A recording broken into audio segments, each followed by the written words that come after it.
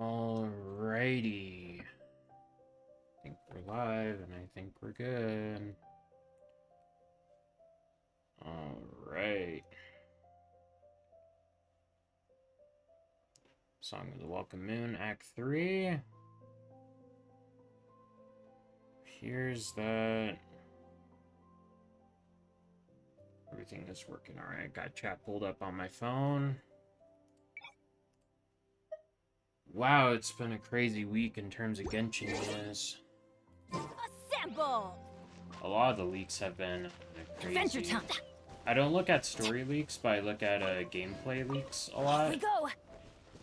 And wow, there's a lot happening next patch in terms of character stuff.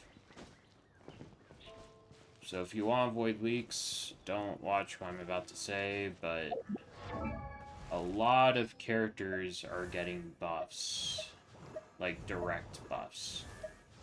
And one of the big ones that I actually enjoy is Mona. Which is kind of interesting because a team that I actually like use is this team. So in this team, in order to take advantage of the buffs Mona is getting, we would have to put another Hex and Zircle associated character into this team, so we would probably be replacing Oron with Fischl. But it's like... Fischl's buffs in Electrocharge team are not as good as her Overload team buffs. And a lot of Mona's buffs are more so like quality of life than like strictly buffing. So it's kind of eh. A big thing though is that Albedo's getting buffed, which makes Chiori a bit more of a regret pool. Because I got Chiori on her release banner, and that was also the banner where we had the Mondstadt Chronicled Wish. And I was thinking in my head, okay, I do like both Albedo and Chiori.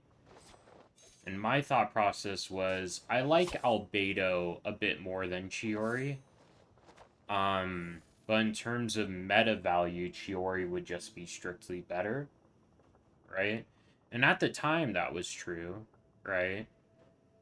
Albedo was significantly worse than Chiori by like a very wide margin. So I had the thought of like, you know what? Because my account is really young and I could really use the strength of a sub DPS that does like actually good damage, I think I'll pick up Chiori instead of Albedo.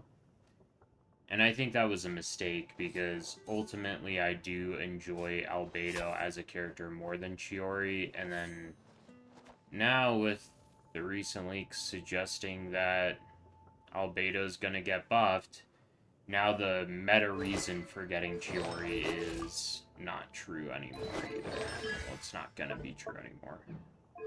I'll still be able to play Chiori and Albedo together, and I was always planning on getting Albedo on a rerun, so...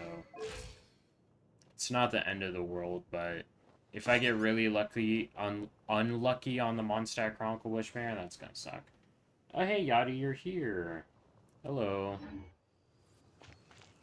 I'm gonna be playing through the Nodcry Archon quest today.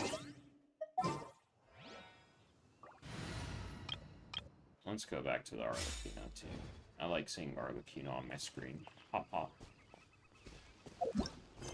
Alright, Hidden in the Shadows. The Rehyr of Solnari has been revived with the aid of Kuvaki Beam.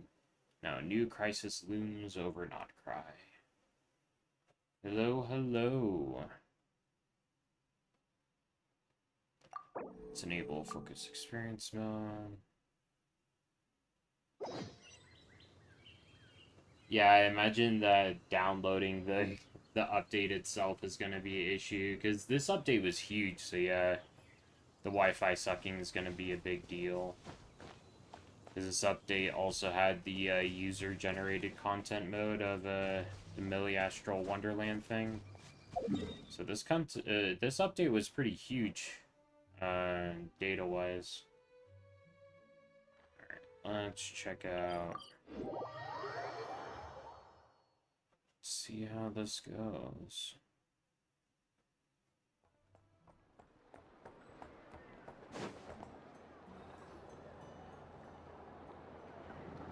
Yeah, I hope you can enjoy it with me here. Oh, it's been a few days since we said bye to the others in Nasha Town. Still no news about Rarer, though. Where could he have slunk off to? If only he was gone for good. But with all the trouble he stirred up before, there's no way we've seen the last of him. Hello! You must be the traveler in Paimon? Mr. Flint has been looking for you. Unfortunately, there's been a serious wild hunt attack over at the quarry. He thinks it's time to regroup and figure out a plan. The wild hunt? Oh, uh-oh. We better get over there, right away! Come on, let's go!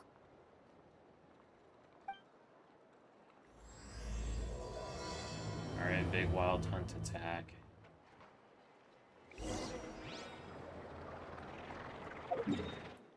That doesn't necessarily mean that, like, Rarier's involved directly, though. I think he can control the wild hunt, but he's not, like, always controlling the wild hunt, you know?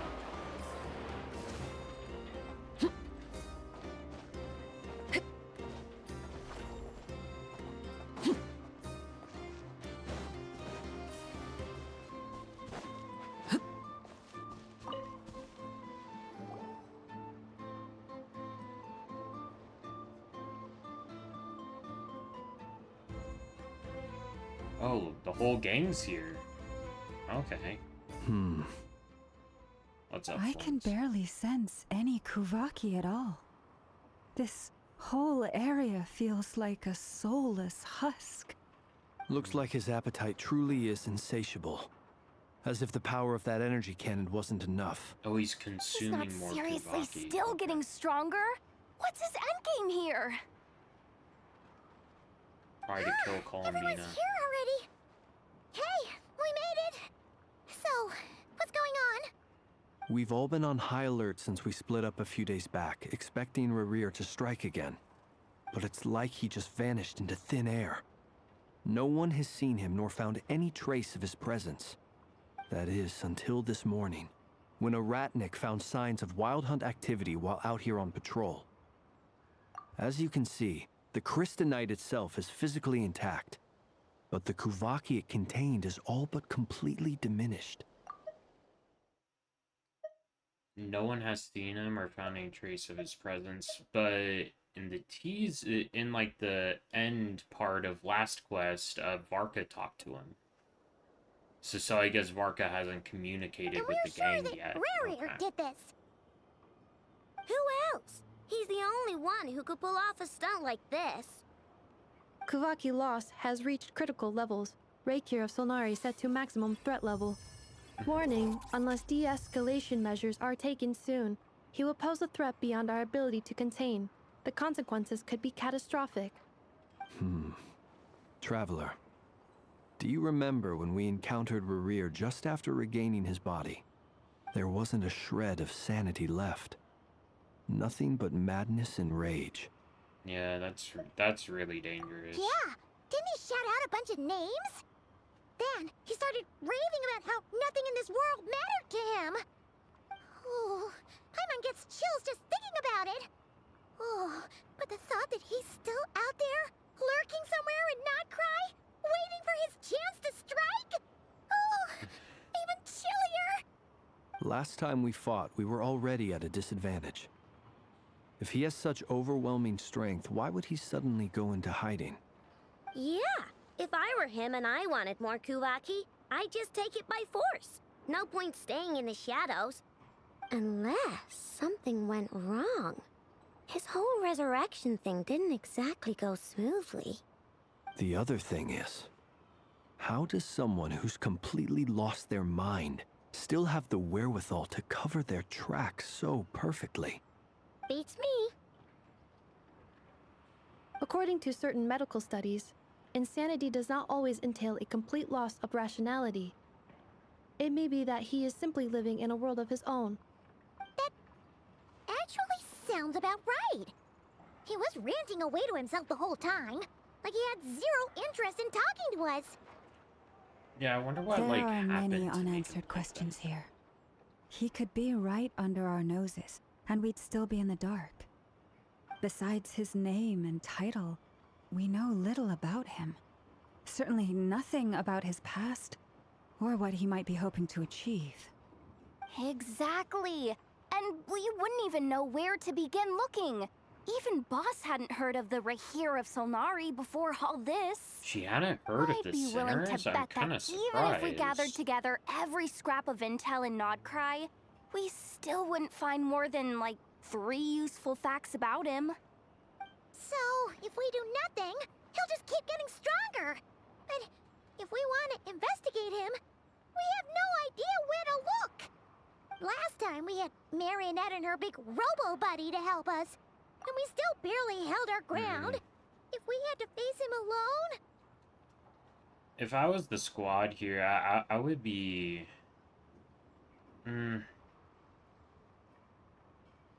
We don't really have any way to contact Dainsliff. Because what the group is getting at is that we don't really know shit about who Rahir is. Yeah, I have seen during gameplay leaks. I'm still, like, on the fence about getting him. Yeah, I'll explain when we get a moment away from the story.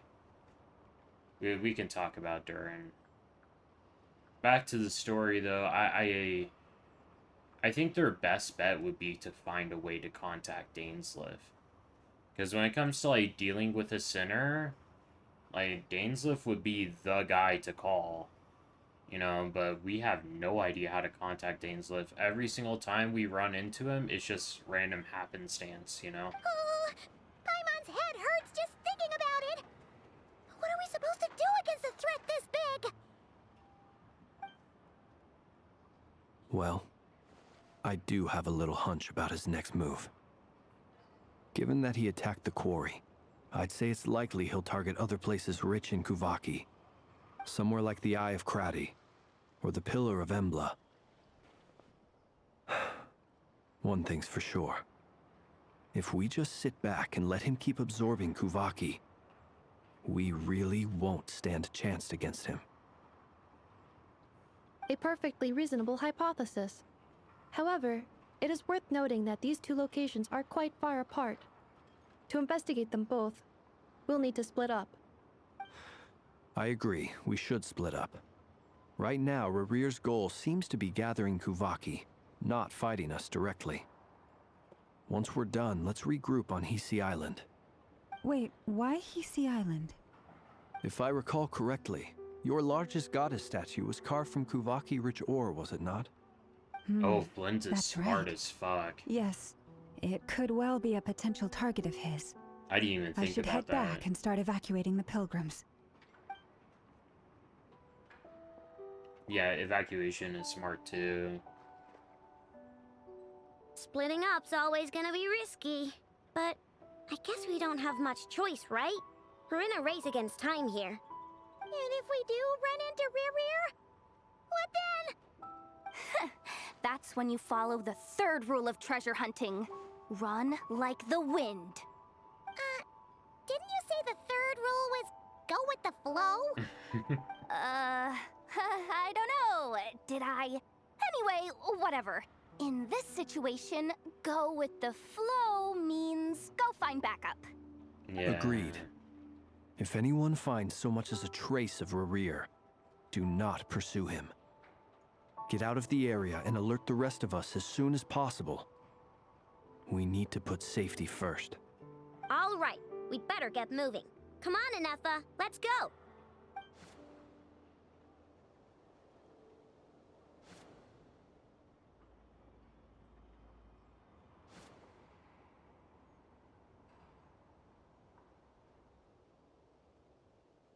So they're all going out and doing their different jobs.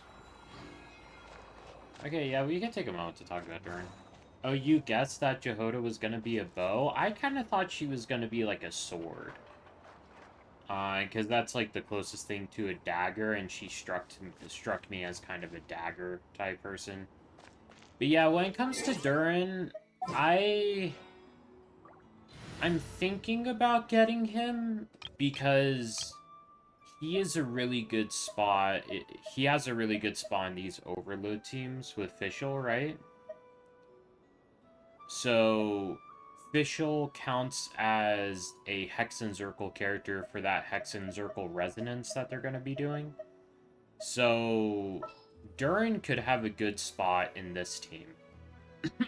A really good spot. It would be arguably Clorin's second best team behind the Mavlika dual DPS teams.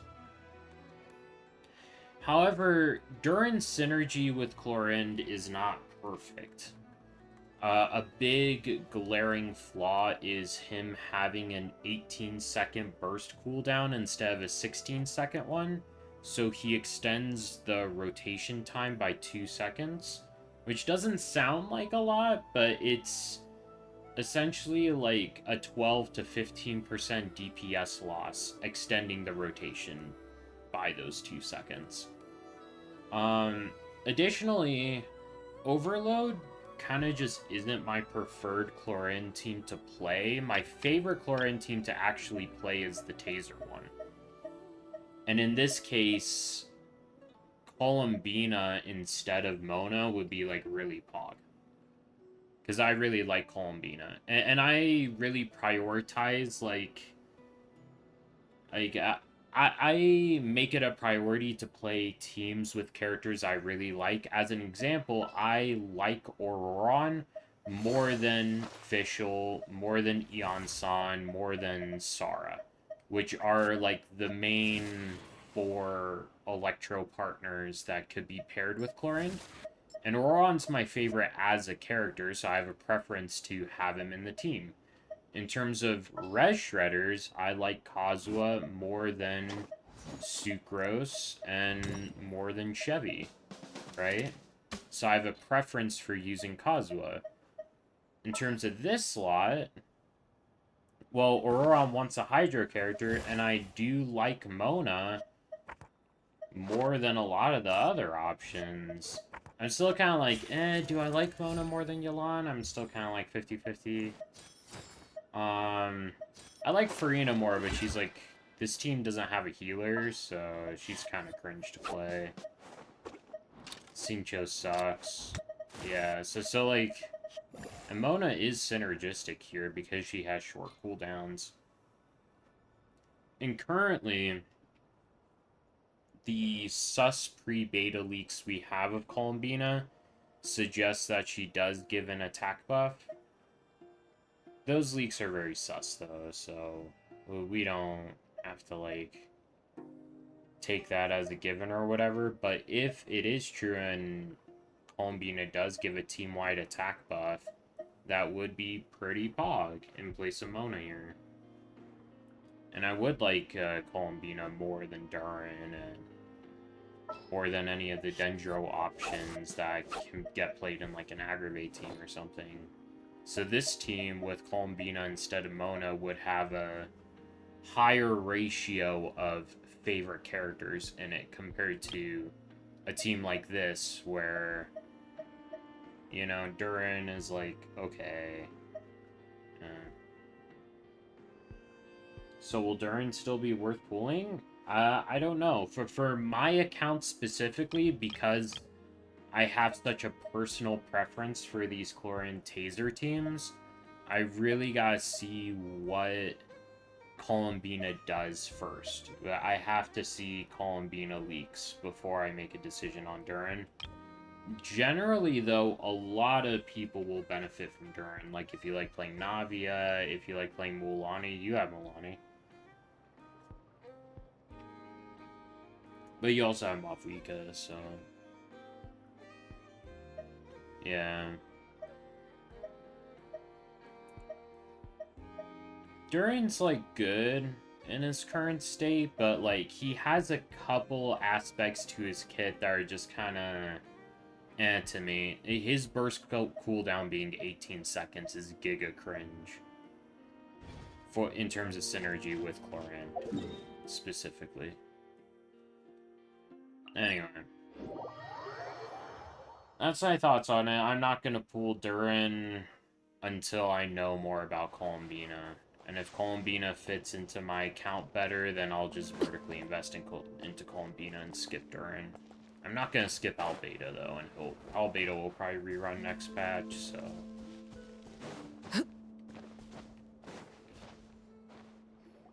Alright, let's check this out. Enough leak talk. Any leads? Nope. Diddly squat. No clues to where he might be hiding. It's like he's a ghost. It feels like we're sitting on a powder keg that could go off at any second. Oh, I hate this feeling. I'd rather face him head on than be left hanging like this. So, you guys didn't find anything either? Not loving the word either. How about you, Flint's? I questioned a few Ratniki and eventually narrowed my investigation down to one suspicious individual. But by the time I got to his place, he was already gone. Almost as if he knew someone was on to him.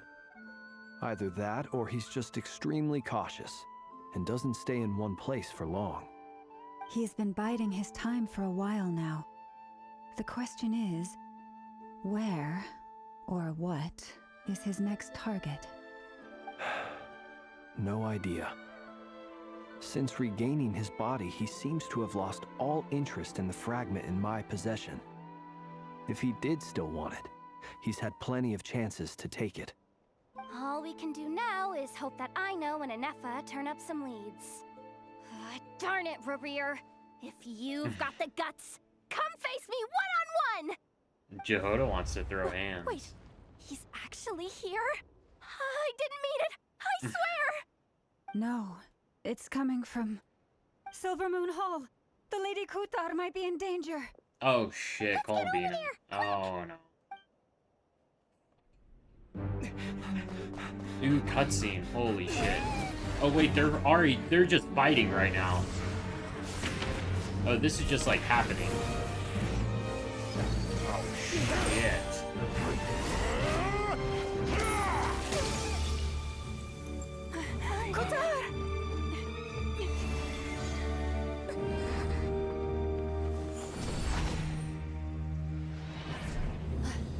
Oh, wow. That looked cool. Why is he attacking the damselette? What's going on? No time for questions. Stop him!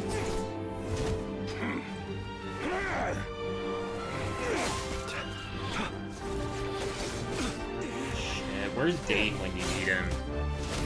I really want Dane to be here to help us kick his ass. This is insane.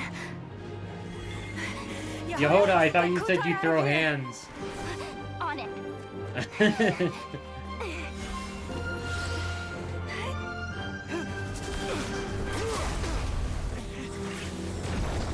Shit, we're about to get beat. Oh, God. Look where your feeble light is coming in. Shit. Now you shall plunge into darkness. Thalindus, soon I will find a way. Who's Thalindus? We still don't know shit about Thalindus.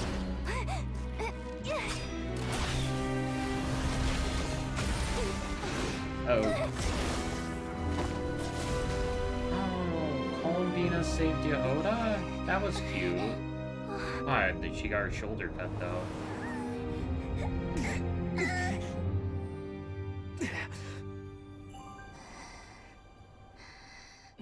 What's Columbina even able to do though? Because she's mentioned that she's been really weak lately. Oh, she gave us a little bit of a buff. Oh, we absorbed the abyssal energy from there. Oh, that's sick as fuck. Okay, Nefa, shield her time.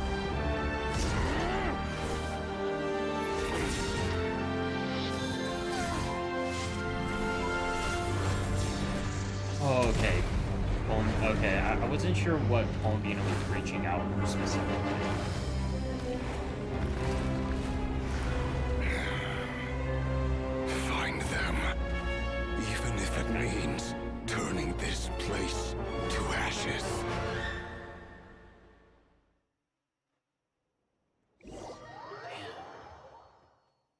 It's crazy to think that, like, Rare, like, all the That was sinners, too he used to close. just, like, be a dude. At least that's what I'm assuming. I'm assuming he has similar backstory to the rest of them, but he used to just be a human. Now he's able to, like, kick Columbina's ass, which is kind of crazy. We barely made it out of there alive. What's that guy's deal? How'd he get so crazy strong? He's one of the 5 sinners, yeah. But we still don't really know the specifics of how the sinners are so strong. Like, the story goes is that they gain transcendent abyssal powers or some shit.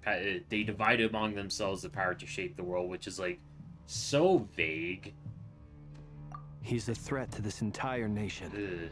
I doubt his strength could even be measured by conventional standards. Yeah. I have a question. When me and Anefa showed up, we saw him chasing after this lady like he wanted her dead. What was that all about? We weren't Oh yeah, there they for don't the whole really thing know. either. They were already duking it out by the time we arrived. Yeah, we didn't see how it all started. It all escalated so quickly, we had no choice but to step in. Kutar, can you shed any light on the situation? Kutar. Cross-checking database. I see. So you're the one that the Frost Moon Scions refer to as the Moon Goddess? Wait, she's the moon goddess? Oh, no wonder she looks just like all those statues. There are many reasons why people might worship the moon, and just as many why they might despise it. I've never met that person before, but there was no mistaking his deep-seated hostility towards me. Why he holds me in such contempt, I cannot say. But since he hunts the power of the moon, it's no surprise that I am a target. Yeah, like, Regier of Solnari, like, his title, I think it means, like, Hunter of the Moon or something like that. Kutar. I love how There are Llama many says potential Kutar. motives. For instance, you help the traveler escape his grasp. This Harbinger could be versus his way of Sinner, taking yeah. revenge. It is also possible that he covets the Kuvaki inside you, and seeks to take it for his own. The list goes on. A Harbinger versus Sinner is still not a fair fight, though. The Harbingers are... Like if we're talking power scaling, at least the top-ranked Harbingers are more comparable to the Archons, but the Sinners are more comparable to the Shades, which are, like, even further beyond. But, right now, devising a counter-strategy should be our #1 priority. The likelihood of this location being discovered is close to 100%. A counter strategy? But we don't stand a chance against an enemy like this. I love Yehoda's inner Surely our only monologue. option is to run. He's not gonna chase us to the end of the world, right? So as long as we can sneak out of Nodcry undetected. No, I can't say that. Come on, Yehoda. This is serious stuff. You can't suggest we all just chicken out. Running is our only option. You seem surprised. But what other choice do we have? We are facing an enemy we cannot possibly defeat in battle. Oh yeah, Paimon Well, is I mean, Asmodee, I yeah, swear. but still. Yes, Yadi, It's you're not right. too late. I can distract him, so you have plenty of time to make your escape. No, I'm not cool with that kind of shit. Yeah, I'm not cool with the, oh, I'm gonna sacrifice myself so the rest of you can escape. No, I don't fuck with those kinds of plans. Doesn't that make sense? I'm the one he's after. There's no need for you to risk your necks on my behalf. Nah, we A win and coyote lose doesn't together. stop for bypassers while it's howling at the moon. What is it, Lama? The Frost Moon Scions have already grown accustomed to life without their goddess. My presence here is no longer essential, and this is not my home, so you needn't ask me to stay. Watch Paimon be the final boss, yeah. I had a theory a long time ago, and it's part of the reason why I chose Aether instead of Lumine, is because of how I wanted it to play out. I think that Paimon / Asmodee is going to be the second to final boss, and then the final boss is going to be the Abyss Twin. At least of to that chapter, right? So it'll be the Asmodee fight, which is Paimon, obviously. And then the Abyss Twin, and in my case, Lumine is going to be the actual final boss. And it's going to be hype as fuck, like Devil May Cry 3 type of thing. We can't just roll over and let him get away with this. That's not our style. Yeah. We can't just call it quits after everything we've been through together. Besides, she pretty much saved my life back there. If I just ditched her now, I'd never forgive myself. We can't overlook that you have saved our lives multiple times now. To talk of returning the favor would be a little crass for my liking. But suffice to say that we are friends, and friends look out for one another. Riri's true objective remains unclear. Even if we were to sacrifice Miss Kutar, there's no guarantee he would stop. Yeah. Can we call, like, Dainsleif and Father? Yeah. But That's what I want to do. Kutar, I know why you left the Frostmoon Scion so long ago. It was because people started treating prayer as a form of trade. They would make self-centered wishes, force you to accept meaningless offerings in return, and then expect you to perform miracles for them, as if that were their entitlement. If it were me, I might have walked away too. But I believe that time can change everything, and that sometimes it takes losing something precious to appreciate its true worth. After much reflection, I've realized that this was never about whether the Frostmoon Scions need you. Any relationship based on need is purely transactional. Llama's What I really truly wise. hope is that you'll choose to stay, not out of obligation, but as part of our family. You were born here, and now you've returned. Who knows? Perhaps it was the moonlight that guided you home. Can they hug? thank you, Lauma. But my power is on the wane. I'm afraid I will be of little use to you now. Yeah, we'll find a way. I still think that calling Dainsleif somehow is, like, Very well then. the correct choice. I'll do as you say. Yeah, Llama's Most voice times you makes me saved relax us, too. we were transported across great distances in an instant. Voice actor did such a good job. Is that one of your powers as the moon goddess? It is, but I find it very draining. I barely managed to pull it off just now, and it will be some time before I'm strong enough to do so again. Rejected by the world, my power is dwindling. Like a lake, cut Rejected off by from the its world source, is an interesting slowly choice. shrinking away. Now, it has almost run dry.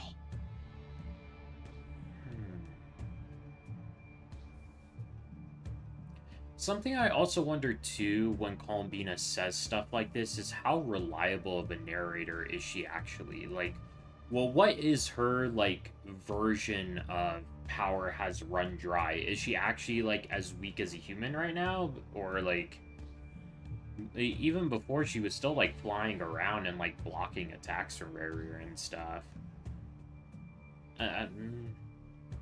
I'm kind of curious what she means by that. Rejected by the world. Yeah, thank you, Llama, for asking The exactly three what I moons wanted belong to. the ancient bygone era in which they came into being. Oh, shit. From the moment I was born, the world itself has been steadily sapping away at my strength. I didn't really think about it like that. The three moons are actually, they're in a similar position to the Dragon Sovereigns where, like, their rule over the elements has been, like, completely replaced by the Archons, Gnosis, Divine Thrones, and Visions, like, system of granting elemental power, right? So, like, yeah, that makes sense. That's why we need the Moon Mirror to borrow the Eternal Moon's power. Ooh. Would we power up Columbina? Well, we can power up Columbina using the Moon Mirror. She mentioned that last quest. That would reject her because she's not a part of the Eternal The Moon, three right? moons are not one and the same. Yeah, As the goddess of the yeah. Frost Okay. Moon, She I mentioned cannot that wield last the powers of the other two. last quest, but I'm guessing Yet that we moonlight just has need a way of refresher. blending together. Each can reflect the other's glow. So when our fingers touched, I was able to restore my strength by drawing Kuvaki from the eternal moon's marrow. But this method of recovery is painfully slow. If only we could find the...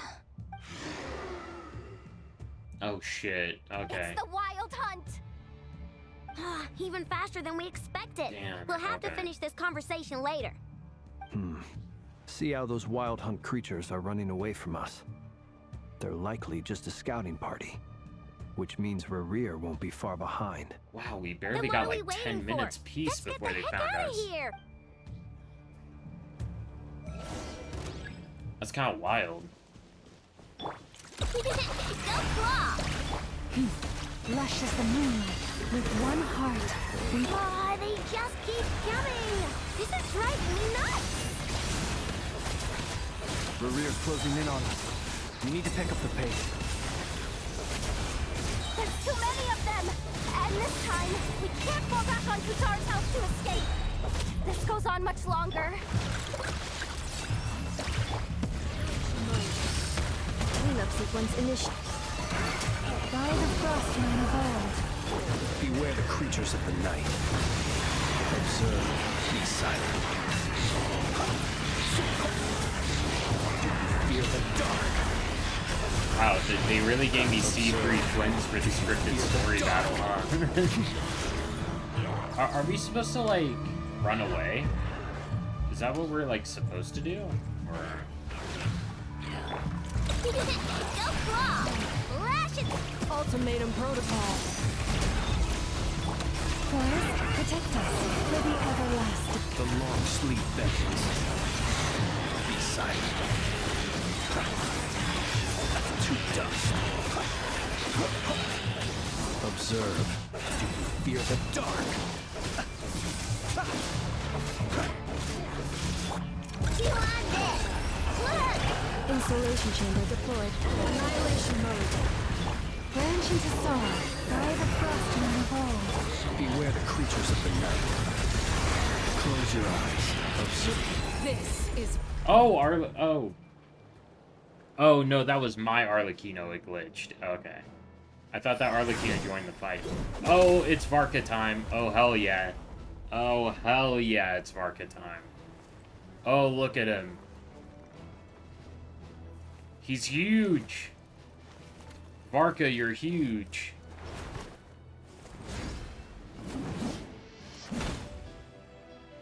I wish he, like, sparked or something. That was the same shot as the trailer. What's the Basically, matter? Bit off more than you could chew? Ah, nice. Who are you? Uncle Varka! You're back from Amsvarnir? Aww. You're Varka? Grand Master of the Knights of Oh, Favonius? holy shit. We could save the intros for later. Right now, let's get you all out of this hellhole. Follow me. I know somewhere you'll be safe. I really wonder how his encounter with is that Rare where I went think it at is? the end of last act. That's the one. Come on, move! There's no time to waste.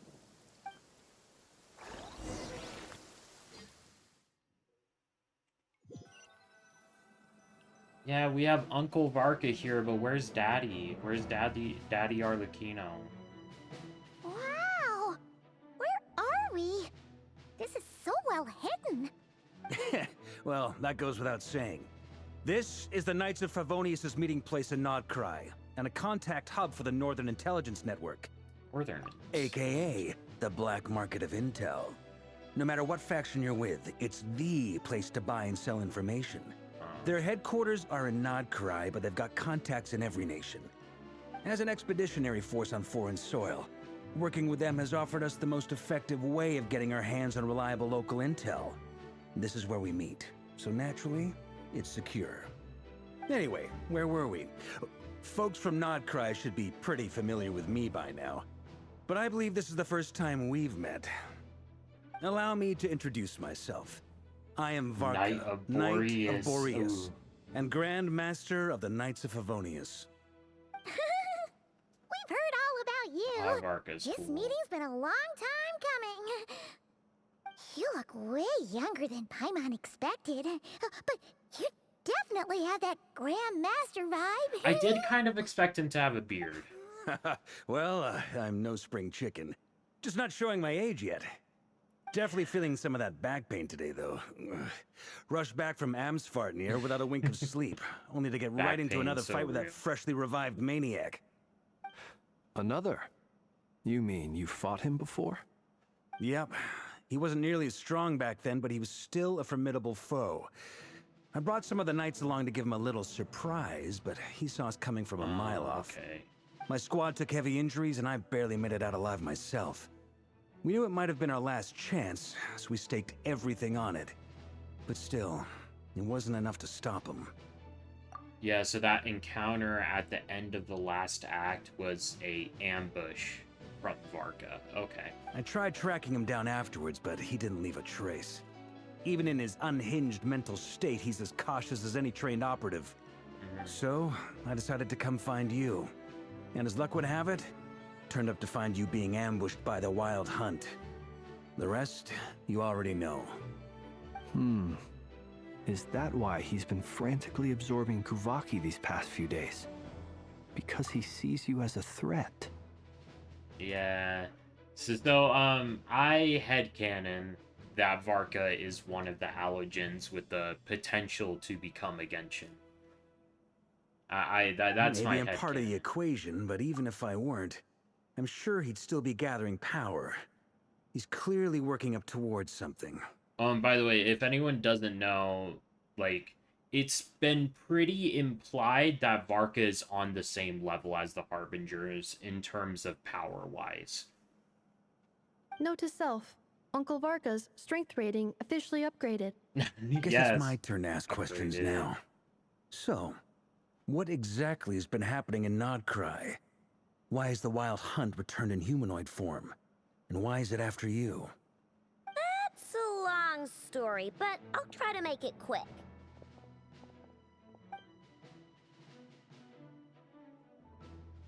Wow, I had no idea so much had happened.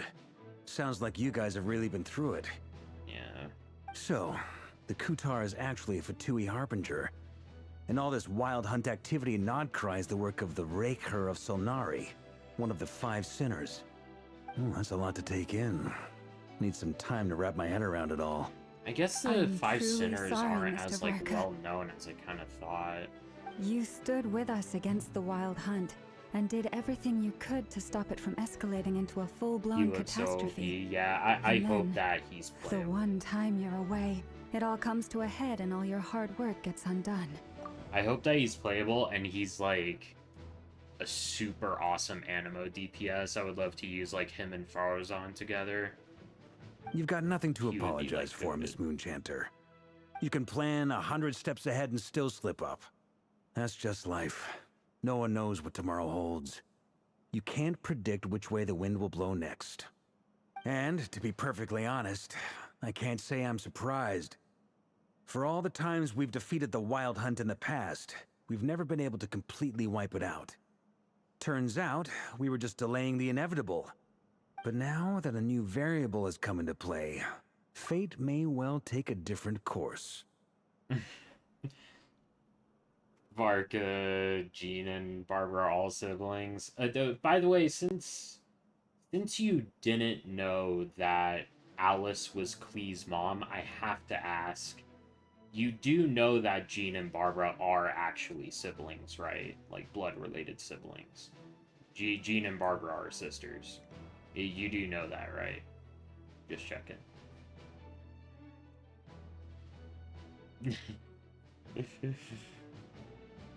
Yeah, Varka definitely gives like big brother energy though, for sure. I could see it. A new variable? You mean us? Who else? And in a strange way, I think his ew. resurgence might not be an entirely bad thing. The Wild Hunt is like an unrelenting force of nature, but Rerir is an individual with an agenda. He's gotta have a weak spot somewhere. Varka's kind of right. Like, he has to have something he values, right? You really didn't know that Jean and Barbara are siblings? It's in the lore. You have to like read their character profiles, but like the story is that Jean and Barbara's parents got divorced, and like I think the dad got custody of Jean and the mom got custody of Barbara. It was one of those kinds of messy divorces. And now that they're like both adults and like Jean is in such a like a high authority position, stuff like that, it's kind of rough to have like a normal sibling relationship, you know. It's a little bit sad, and it's honestly like kind of realistic. Like that shit happens in real life, where like when parents get divorced, they treat the children as like props for their feud and shit like that. I actually really like Jean and Barbara's lore because it feels so real. Because my parents got divorced, you know, and I've been in the middle of those kinds of custody battles and stuff. So I actually really like Jean and Barbara's lore. It's cool. I like it. That's sad. Anyway, back to well, present I know I was story. explaining everything just now. Some of the points that Mr. Flint's added caught my attention. You mean about our mystery ally? That's right. From what you've said, not only did they lead you straight to some key files, they also shielded Hisi Island from a lethal Kuvaki blast. I don't know who or what could pull something like that off. Heck, even Miss Columbina doesn't have a clue. I hadn't heard the story about those files. Would you mind repeating their titles for me? Wild Hunt Phenomena Log, a Nodcrian Ratnik's Field Journal, and Kuvaki Survey Log. All very normal stuff. No, still doesn't ring a bell. Another dead end. Guess all we can do now is hope that our mystery ally keeps showing up when we most need them. Still, it's safest to assume they won't be intervening again. From here on out, we'll have to resolve this crisis by ourselves. Let's go over our clues here.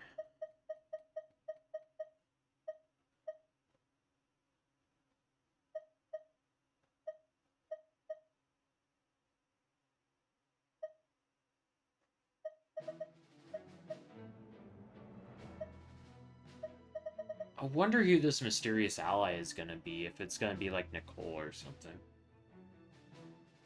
Yeah, secret older brother. Varka does give like older brother energy to me. Your intel also explains something else I've been wondering about. The reason I led my team to Amsfarnir was because we'd had reports about a possible source of the Wild Hunt showing up there. But once we looked into it, it turned out to be a red herring. I don't know who was behind it, but clearly, it served its purpose. I doubt it's by chance that he happened to make his comeback while my attention was diverted. And from everything you told me, it sounds like his scheming began well before his return. So maybe luring me away was all a part of his plan.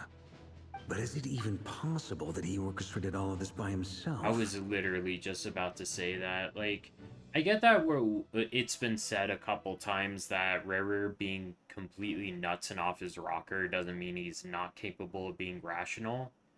But I wonder if this Tholandis person that Rare here keeps mentioning is still around and like helping him somehow. In some way. If Rarer isn't in this alone, and if this Tholandis person is a part of it. Yeah. The Moon Maiden and the Raker of Solnari. Nodcry of all places. The way everything is unfolding, it can't be a coincidence. Ooh, Varka's looking at it from the perspective of a grander scheme, like maybe Rare here is being manipulated by someone else. Oh, you know what would be crazy is if the Tsaritsa is somehow behind Rare here's reemergence, since Columbina betrayed the Harbingers, right? And Sandrone mentioned that there's like a bounty on Columbina's head, right? So because there's a bounty on Columbina's head, and because Rare here is an enemy of Columbina, that would be really interesting if, like, the Tsaritsa is somehow behind this shit, right? Because Varka's thinking about, like, how long has this scheme been going on of Rehir trying to revive himself. So that's interesting. So, what do we do now? Got any ideas? All right, let's review those. So my prime suspects in terms of who is backing Rare here in his goals would either be this mysterious Tholandis person or the Saritsa herself. Yeah, Columbia is in a rough position. It feels like she's being, like, she's always been, like, pulled in so many directions in her life. Right She's that now, rough. we've got at least 3 things to consider. Let's go through them one by one. First, we need to figure out how to take down Rarier. If we can't beat him in a straight-up fight, the rest won't even matter. Yeah, so figuring out how to beat Rarier, I would say let's find Dane. Dane would To my knowledge, the bulk of Nodcry's fighting force is already gathered here. But even with everyone united, we're still no match for Rarier in his current state, let alone with his power still growing. What if there was a way to tap into a new power of our own? How so? Have you thought of something, Columbina? The moon 3 marrow and the moons travel? once watched over this world. The Eternal Moon was the largest. The Frost Moon was the brightest. And the Iridescent Moon was the most mysterious. They say that back then, the 3 moon goddesses wielded immense power. Enough to shape the workings of the world itself. I now bear the Frost Moon's power, and the Eternal Moon's marrow resides within the Traveler. Hold on. Are you suggesting Someone else might have the iridescent moon? The last piece in the puzzle. That's right. If we can find the Iridescent Moon's marrow, I will be able to regain my strength much more quickly. The 3 moons are said to stir the tides and illuminate all things. Perhaps they hold further secrets beyond our understanding.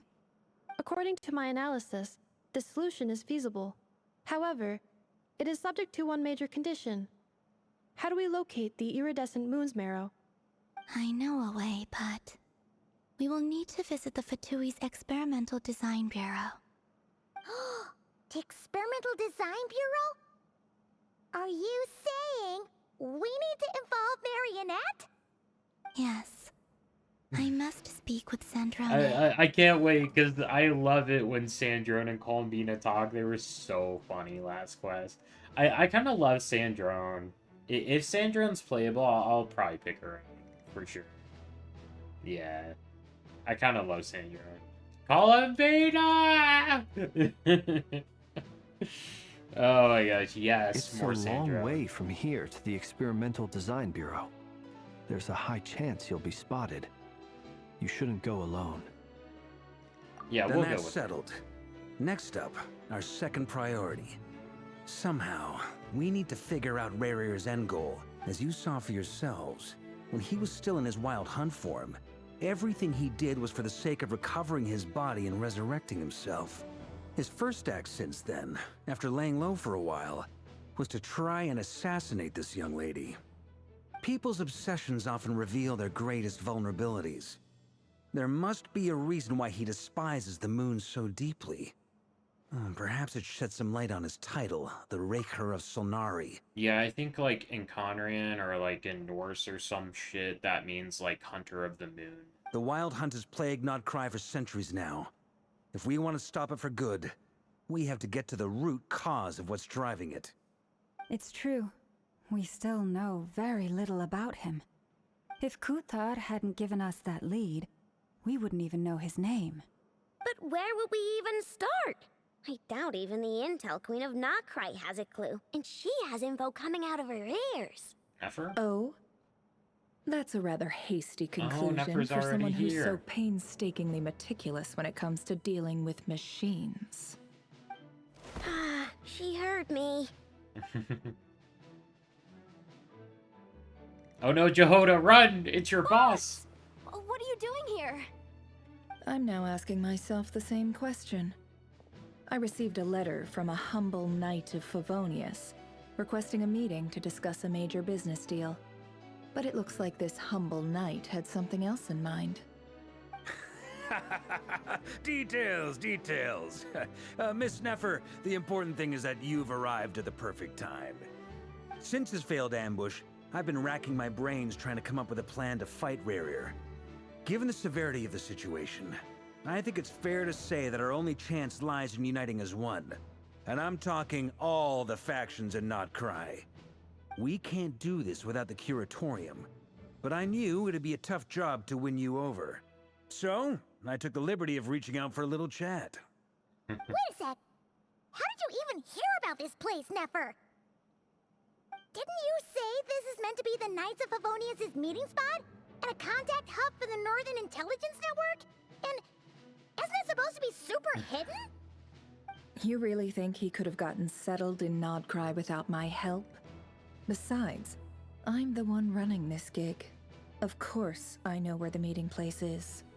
Allow me to introduce the current head of the Northern Intelligence Network. If it's intel you're after, she's your woman. Pretty much seen and heard it all. Heard it all, but according to Jehoda, Nefer didn't even know who the 5 sinners were.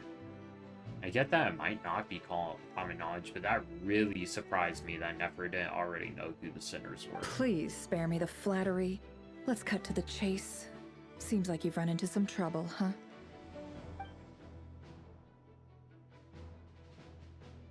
Well, this certainly qualifies as an unforeseen crisis. On behalf of the Curatorium of Secrets, I wish you all the best of luck. So you're just going to sit this one out? Yeah. Why should I get involved? What could possibly be in it for me? What if we told you we can't do this without you? Yes, Llama, flirt with her. Then I'd say, you'd better make it worth my while. I don't work for free. One date with I can't Llama. put a price on something like this. It's just not in my nature. But then again, you and I have always been polar opposites in this regard. So I can't exactly say I didn't see this coming. If you insist on compensation, I will pay you. Consider this a formal commission. Sound fair? You just don't give up, do you? Too bad.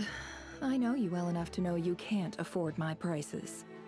The riskier the job, the more it'll cost. And a moon chanter's stipend isn't exactly generous. Unless you're planning to start passing the donation box around among the faithful.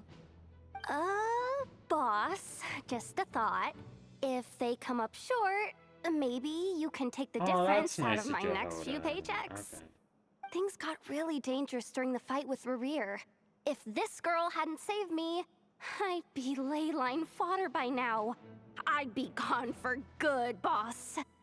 If there's any way we can make this work, I'd really like to help her. Please? I'm begging you. Nefer's gonna fire her again. I feel it coming. She's gonna fire her again. This is why I'm always telling you never accept favors. They are the hardest debts to repay. You have to be careful who you get involved with, or you invite all kinds of misfortune. Very well. Yehoda, I will help. But just this once. Oh, okay, Don't that's count nice, on this dude. happening again. I totally thought that dialogue was just gonna cut to Nefer making the face and saying you're fired.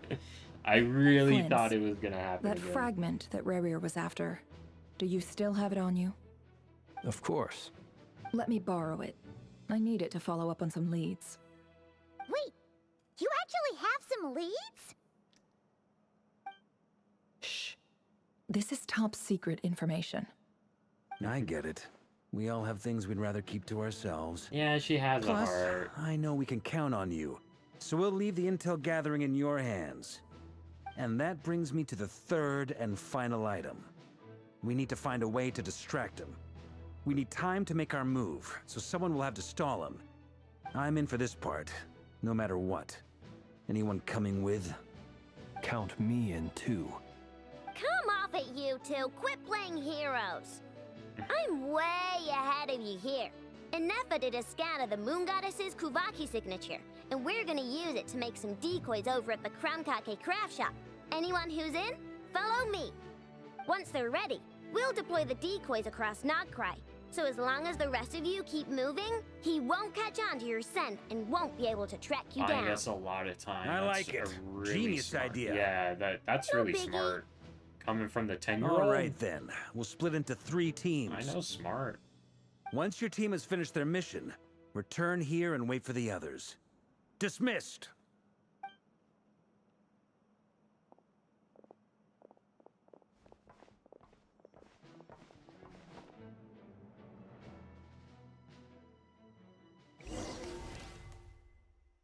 Oh shit, what the fuck? Oh my gosh. The separate, like, mission boards. I kind of love this. Ah, and look how cute. Bottom right-hand corner. Ah, that was adorable. Do you see the cartoons on the bottom right-hand corner? Lady Damselette. Wait. And you two? What are you doing at the Kuvaki Experimental Design Bureau?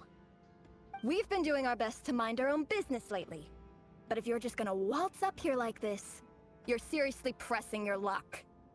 Don't blame us for doing what we have to. You really think that's gonna scare us off? We're not looking for any trouble. I just want to see Sandrone. Do I need to remind you that you're still a wanted fugitive for deserting us?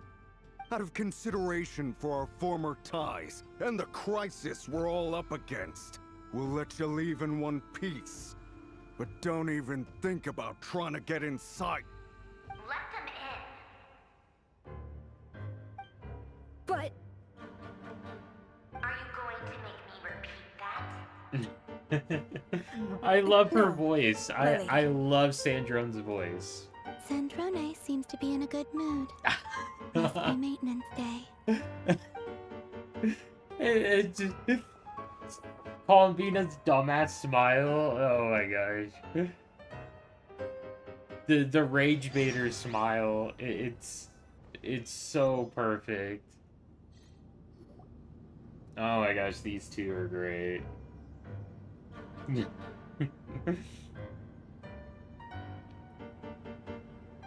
So tell me, to what do I owe the honor this time? Actually, before you answer that, just so we're clear, we're not colleagues anymore, Columbina. I don't owe you anything. I promise it's nothing big. Just help us defeat one of the It pie seems like you've centers. gotten the wrong idea here. The only reason I let you in was because I was bored. It seemed like a way to kill some time and satisfy my own curiosity. Whatever miscalculations I may or may not have made in the past, I haven't lost the plot enough to even consider sticking my neck out for your sakes. I'd like to speak with Arlecchino. What? Okay, this is how we're getting Daddy The involved. knave? I'd like to speak with Arlecchino.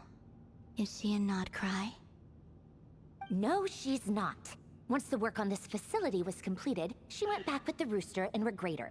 The only ones in Nodcry are me and... what is it you need to speak to her about anyway? So Dotori's a nod cry, first of all.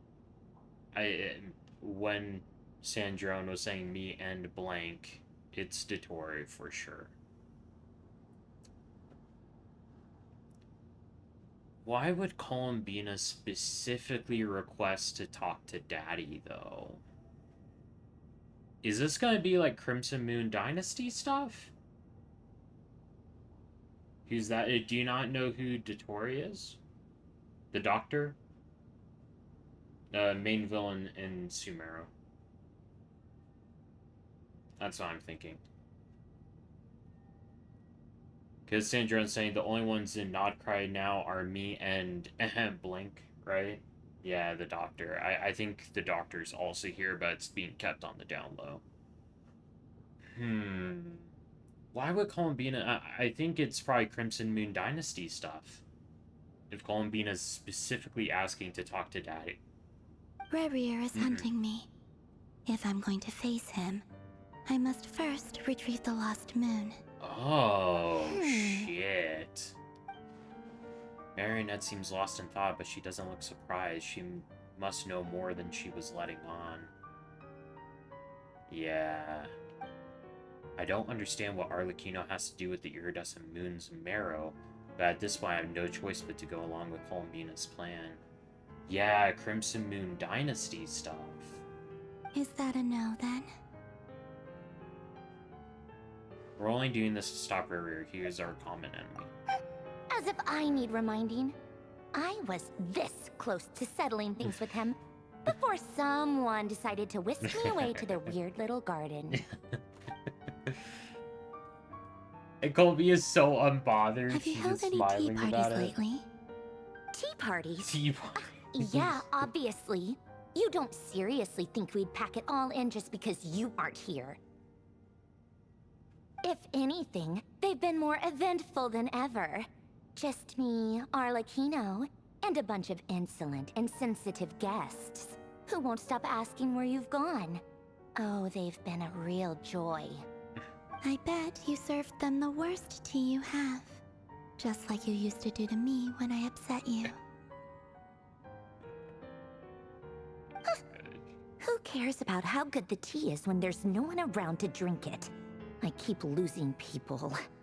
First Rosaline, now you. Shit. I'm running out of people who can make me laugh. Honestly, what could be more ridiculous than a multi-centenarian goddess who's only ever had the plain herbal tea she received as offerings? Yeah. Something I find crazy is just how many Harbinger seats are vacant right now. Rosalind is La Signora's real name. La Signora is the boss fight that was in Inazuma. What I find crazy, though, is... back to that, is we've lost the captain, La Signora, and Scaramouche. And as far as we know, the 10th seed is absent too. And Arlecchino's on her way out if the kids ever get hurt, right? Something I would like to see is... I would like to see the Fatui start, like, pushing recruitment hard. Isn't the captain gonna come back? I hope he does, but...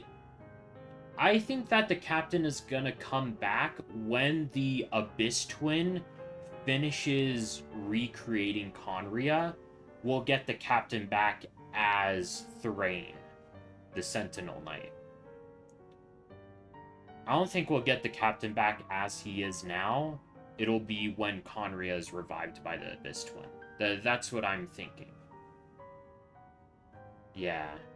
But a lot of the a lot of the Harbinger seats being vacant is kind of crazy, and I think that we could see the Fatui start pushing recruitment hard. And if we're talking about who is Harbinger level that the Fatui may attempt to recruit, there's a few choices. Not necessarily ones that would accept the offer, but I think the attempt to recruit, the offer to become a Harbinger would still be an interesting character before powerful characters like Kazuha, Albedo, Shenhe, even Wanderer again, because it's not like anyone remembers him. They could invite him back without knowing he was already a Harbinger. What about that one Harbinger? What's that guy's name? Ah, fuck. I forgot his name, but you're talking about the one with the long nose and the mustache. He's like the mayor or something like that. I forget what his name is, though. I know who you're talking about, though. That guy is number 5, I think. Yeah, I think that guy's number 5 that you're talking about. But yeah, currently in terms of Harbinger seats that are absent, it's the 1st seat's absent, 3rd seat, 6th seat, 8th seat, and 10th seat. That's 5. 5 out of 11 Harbingers are missing. You'd always brew a different type of tea for me each time. Was it really just to see how I'd react?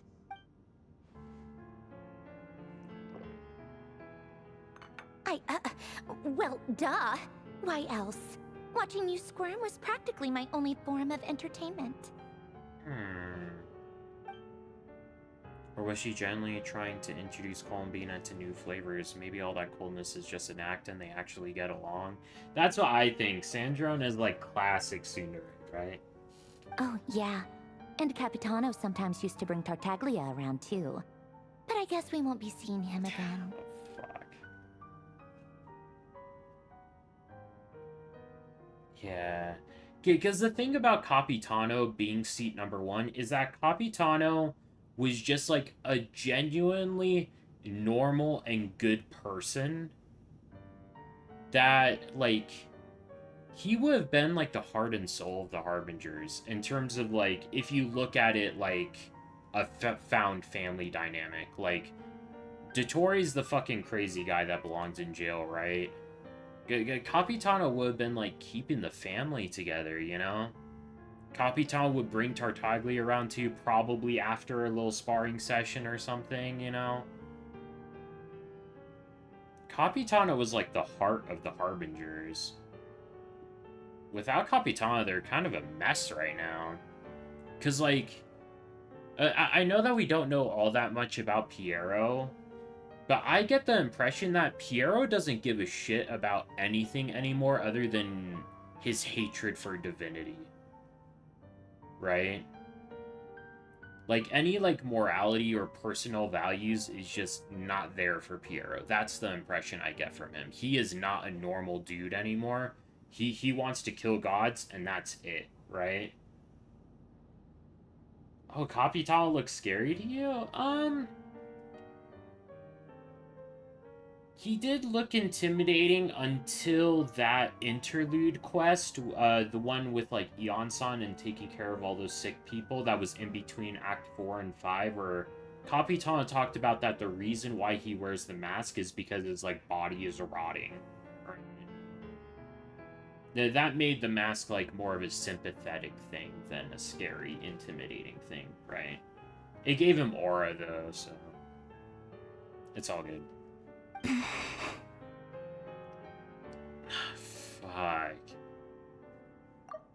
Yeah, Sandrone probably misses Capitano, because Capitano is just, like, a genuinely great guy.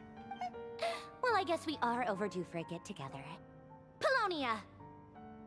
This is, like, kind of sad. Holy Have shit. Favronia pass a message to Arlecchino for me. It's time for tea. Will suffice. Pass along a message from me, too, if you would. My body cannot contain the marrow of 2 moons, so I'll be leaving one of them in her care. Oh, shit. Arlecchino's gonna get one of the moon marrows? That's crazy. What the fuck? I guess that makes sense, though, because Arlecchino is, like, descendant of the Crimson Moon Dynasty kind of thing. Who said you were on the guest list? If my tea meant that much to you, maybe quitting the Fatui wasn't your brightest move. Sandrone still, like, holds a grudge against her. Back when you were under the Tsaritsa's protection, no one would have dared come at you so openly. Yeah, I'm thinking that the Tsaritsa could be involved in Rare's revival. But that protection didn't come for free. In fact, I paid dearly for it. At the end of the day, it was just another transaction. True. Columbina spitting facts right now. It was very much a job. Right? A job she was compensated for. And that she did, and now it's over. I just got tired, that's all. I never wanted any part in their grand ambitions. And I've had enough of being treated like a bottomless supply of power. It brings back memories from the old days, when I was still worshipped as the moon goddess. Centuries on, it may be a different group of people, but I see the same greed in their eyes. I figured you'd leave eventually. You didn't have as much of a reason to stay as I do.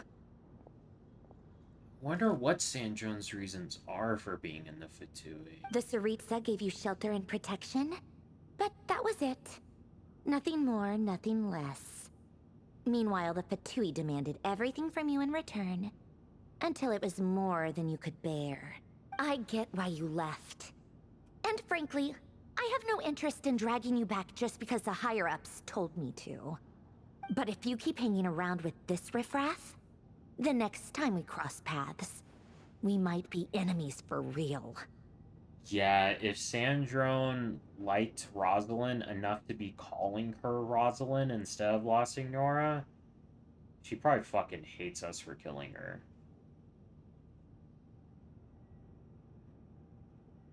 Like, in hindsight, Aether kind of fucked up by killing La Signora.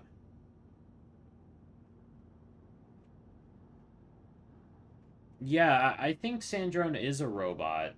I think that it's related to that one Fontaine world quest. We saw a picture of young Sandrone, and I think that Sandrone's like a robot clone of someone that used to exist. I think that's what Sandrone is. Like, the original her put her consciousness in a mechanical body, that kind of thing. That's what I'm thinking her backstory is. Yeah, Sandrone fucking hates us for killing La Signora, though.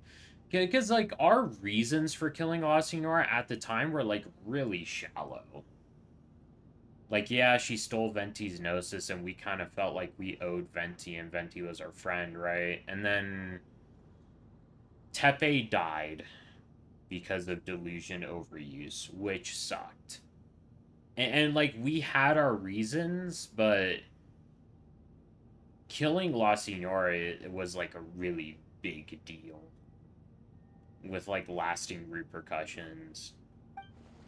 She says that, but she's the one who just caved and agreed to help Columbina. But Aether and Paimon are all smiley right now because they kind of like don't give a shit. The Aether and Paimon really don't care about the Fatui at all. They do not think of things like from their perspective. Like, they tolerate Tartaglia, but like, after all the shit the Doctor did, like, I get it. A lot of the player base shares the views of Traveler and Paimon, where like, the Doctor is so fucking bad, and the fact that the Doctor is allowed to just like run wild in the Fatui's ranks, like, really damages the integrity and credibility of the organization as a whole. Like, you let a guy like that do that kind of shit to Kale? Like, really? So, like, I get it, but also, like, I feel like Traveler and Paimon not giving a shit about the Fatui is going to have consequences going into next year's updates in Shneznaya.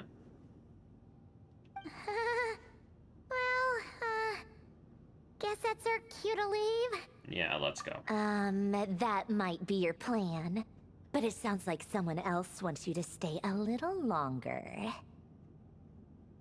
Is the Doctor here? Huh? What do you mean? Listen.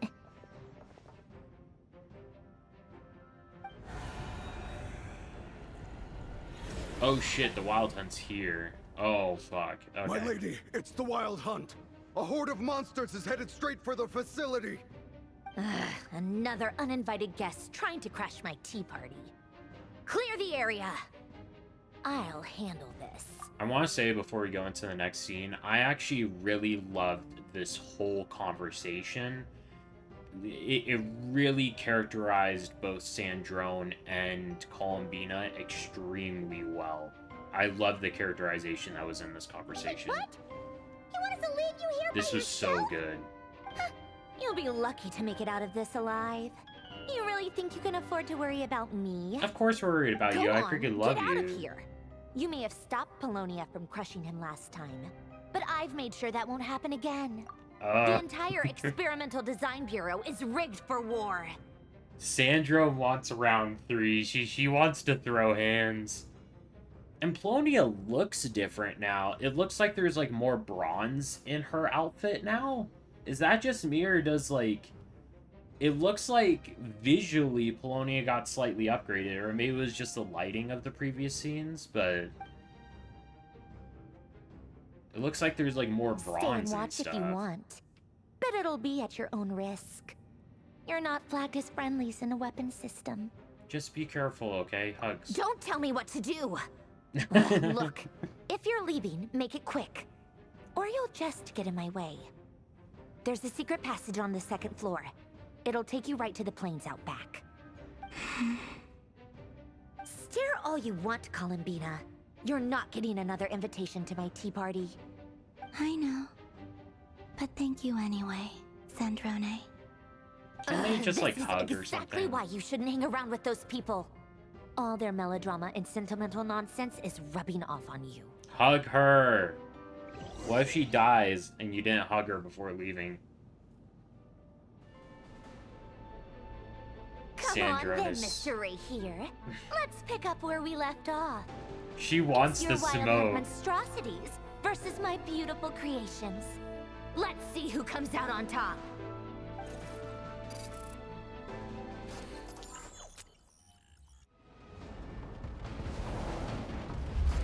Oh shit. Just like full army of robots. Let's fuck them up.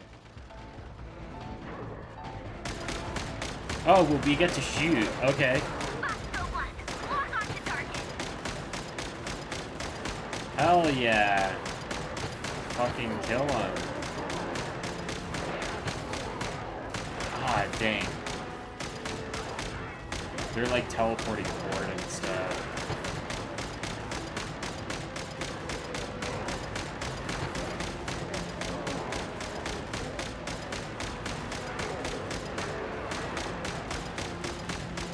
I love that Sandrone's like power scaling is a little bit different from other Harbingers. She's like Batman compared to the rest of the Justice League, right?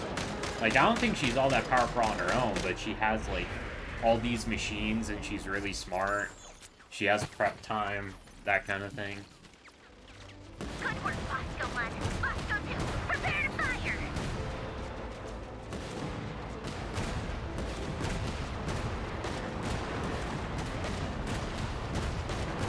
Holy shit.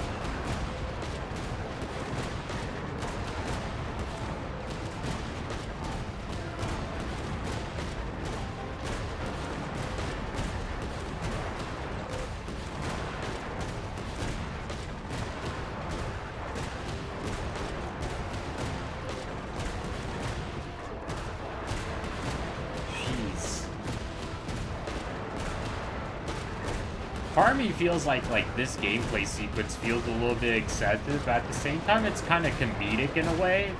Like, Sandra just ain't fucking around anymore. She's like, bring out literally everything. Yeah, not even giving them a chance to walk. Exactly. That's it! Keep them pinned down! Don't let them get near!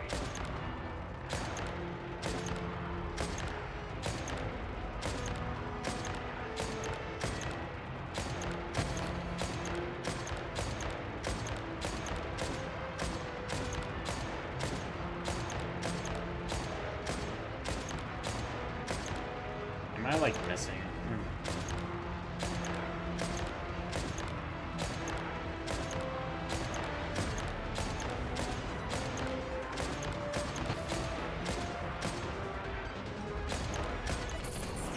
Rotate out! Deploy all backup units! Get in there and hold the line!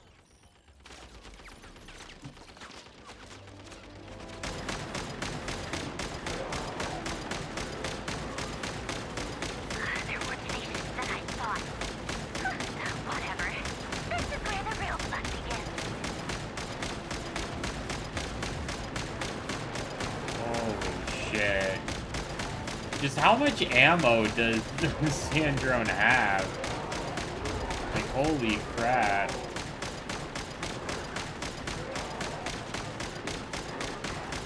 Don't worry. Once this is over, I'll put you all back together again. I promise. Aw.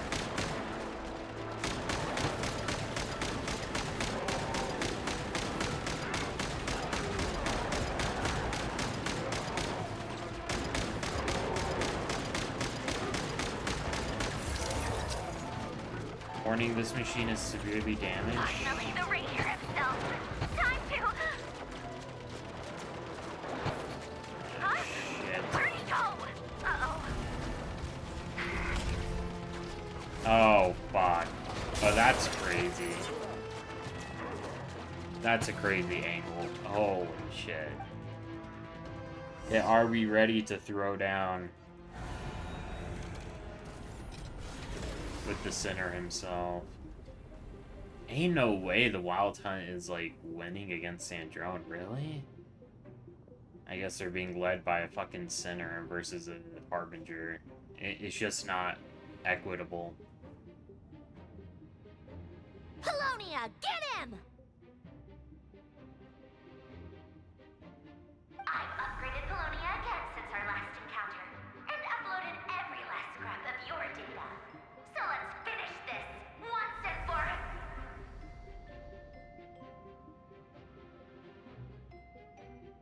Is it not gonna be? She's not here. Where did she go? Hey, over here! Oh, he's just ignoring her? Oh, she's not gonna like that. Oh my gosh. Moon. Oh, cursed moon. Go. Keep searching. She cannot have gotten far.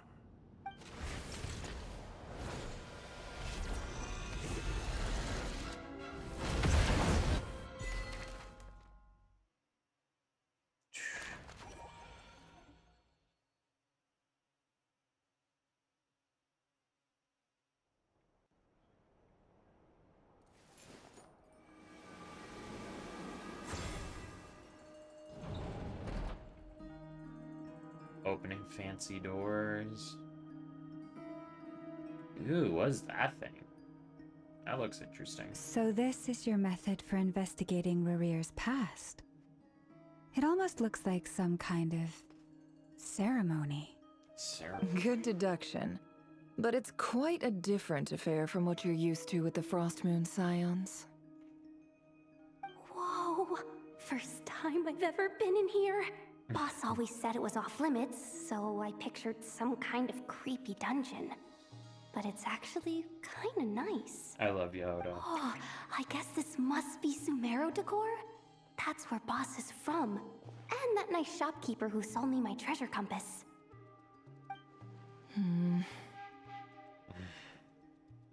Never can kind of I'm sense not sure that, exactly what you've got planned, but Yehuda's it having looks a like moment. you're all set. When do we begin? Whenever we wish. But for some reason, I've got a feeling this isn't going to end well. I've never faced Rarir myself, but from what you've told me, his power is beyond anything I could imagine. Yeah. I, on the other hand, am just an ordinary businesswoman. Our paths should never have crossed, yet here I am, forced to make an enemy of him. If you ask me, you're about as far from ordinary as it gets. So what are you saying? You're getting cold feet? Once I take a job, there's no backing out. Still, I have to ask myself if the power I'm relying on will even work on an opponent of this caliber. And also how to make sure I come out of this alive if things spiral out of control. Death is the one thing we can take for granted. It is the great equalizer, however fortunate or unfortunate we may otherwise be. So it's important to consider how to spend what lifespan we have left. Come on, boss. Lighten up. Quit talking about death. It's bad luck.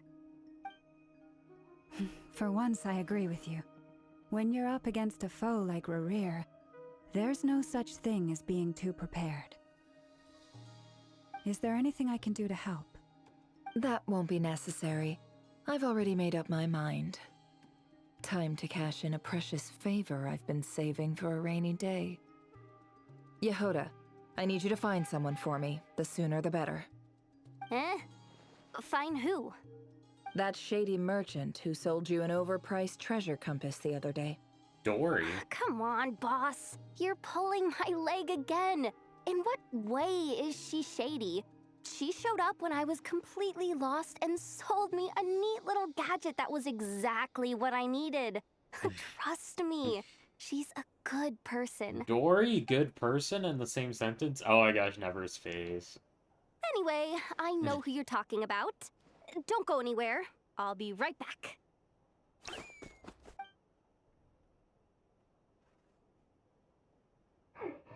Quit dragging me. I genuinely can't run any further.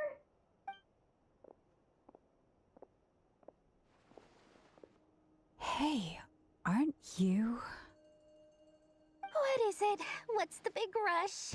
You dragged me out of a dream where I was literally swimming in Mora. I'm charging double my usual attendance fee. See, look how easygoing she is. After that rude awakening, she could have completely snapped at us. But instead, she kept it together and just asked for an extra fee. Dori Sangama Bay? I never would have pictured you two doing business together. If you want to make it big in Nodcry, it's all about connections. Lady Nefer just so happens to have a lot of intel that interests me. And she also did me a big favor in the past. It was back when I first arrived in Nodcry. My trusty assistant, the genie in my lamp, had an adverse reaction to the Kuvaki and fainted. That's interesting. And wouldn't you know it, that's when I suddenly find myself in a life-or-death situation. Good thing my compatriot was there to swoop in and save the day. I've been giving her a 30% discount off all of my goods ever since. Now, so that no one here feels left out, I'm willing to extend a 20% discount to fellow friends of Boss Nefer. Plus, any other friends you send my way will enjoy 10% off. What can I feel say? like Dory just like Lord makes shit up. Sangama Bay Well, is like this nothing 10%, if not 20% generous. stuff is just complete bullshit. So, let me guess. You've run into some trouble? I've got everything you could possibly need. And the more you buy, the more you'll save. You guessed correctly. What have you got in the way of survival gear? The one type of gear I've never been short on. What are you looking for? A jetpack fresh from the Academia's labs? An ancient suit of armor dredged up from the bottom of the sea? Honestly, I kind of wish that they asked Dory to get in contact with Skirk for them. Because I'm pretty sure Dory can do At the very that, right? least, I need to know what kind of opponent you're dealing And with Skirk here. would be If very even helpful you're against worried about her. staying alive, it must be pretty serious. What if I told you it's someone with the power to bring a nation to its knees? Is that so? Then we really are talking top-shelf treasures. I don't have anything like that in stock right now. I'll have to ask my supplier. Your supplier? Would that A be Skirk? powerful woman, make no mistake. Oh, it is I Skirk. can't reveal her Okay. identity, but luckily for you, I hear she's planning to visit Nodcry in the near future. If you're willing to wait, I can ask her when she's here. Can't say exactly how long that'll be, though. Then, let me put it another way. What would you do if you encountered an enemy like that? Roll over and serve yourself up on a silver platter? Of course not. I have a handy little trinket from one of my generous suppliers, which... Hold on. What exactly are you getting at? No, no! This is for my personal use only! Let's just say I'm borrowing it, all right? Just for insurance purposes. You'll get it back later. Favors are the worst kind of debt to owe, and now you've got a chance to repay one. A win-win situation, don't you think? Fine. You can borrow it for 5 days. No, make that 3. And for every extra hour after that, I'm charging you 1,000,000 mora. Deal? Deal.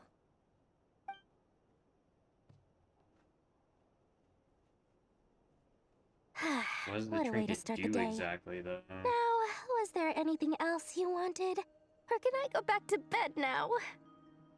Real. That will be all. Take care now. Don't trip up on your way back, friend. See you later! You're my favorite shopkeeper. Alright, so what are we doing now, exactly? Excellent. I'm Everything curious is about well and this truly device. ready. The ceremony can now begin. After initiating the ceremony, your minds will follow me wherever I go. You will see many strange things in your mind's eye.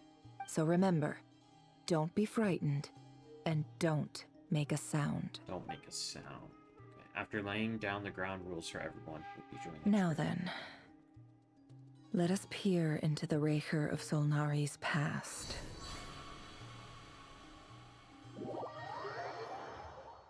Interesting. I made it. I don't recognize this style of architecture. Must be Conrian. Simple furnishings, table and chairs. It's a more ordinary house than I might have expected. Looks like the fearsome Raker of Zolnari came from surprisingly humble beginnings. From what I understand, all the sinners are like that. They all started out pretty normal. Unless this passed for luxury in Conria. Unlikely. It was said to be a very prosperous nation in its heyday. Anyway, I'll keep exploring. Do we actually get to play as Nefer? Okay, cool. Oh wow, Nefer. What a design. Like, she looks like she's from Sumeru, but it also has, like, what I feel like is a little bit of, like, Nodcry in there. She's just, like, vibes, right? A few storage boxes sit next to the cabinet. Everything is neat and organized. Whoever lives here must be enjoying a pretty comfortable life. A note. A handwritten Hi, note. Revere. Since you're working extra hours tonight, I thought I'd keep myself busy by checking out that new kebab shop. I've heard good things about their menu. I'll test it out, and if it's as good as everyone's saying, let's go back together sometime. P.S. New stash from the Universitas Magistrorum. I brought some goodies home. A few teacups and a pin rack. Hope you like them. They didn't sign their name, but they must have been close. Sounds like they were living together.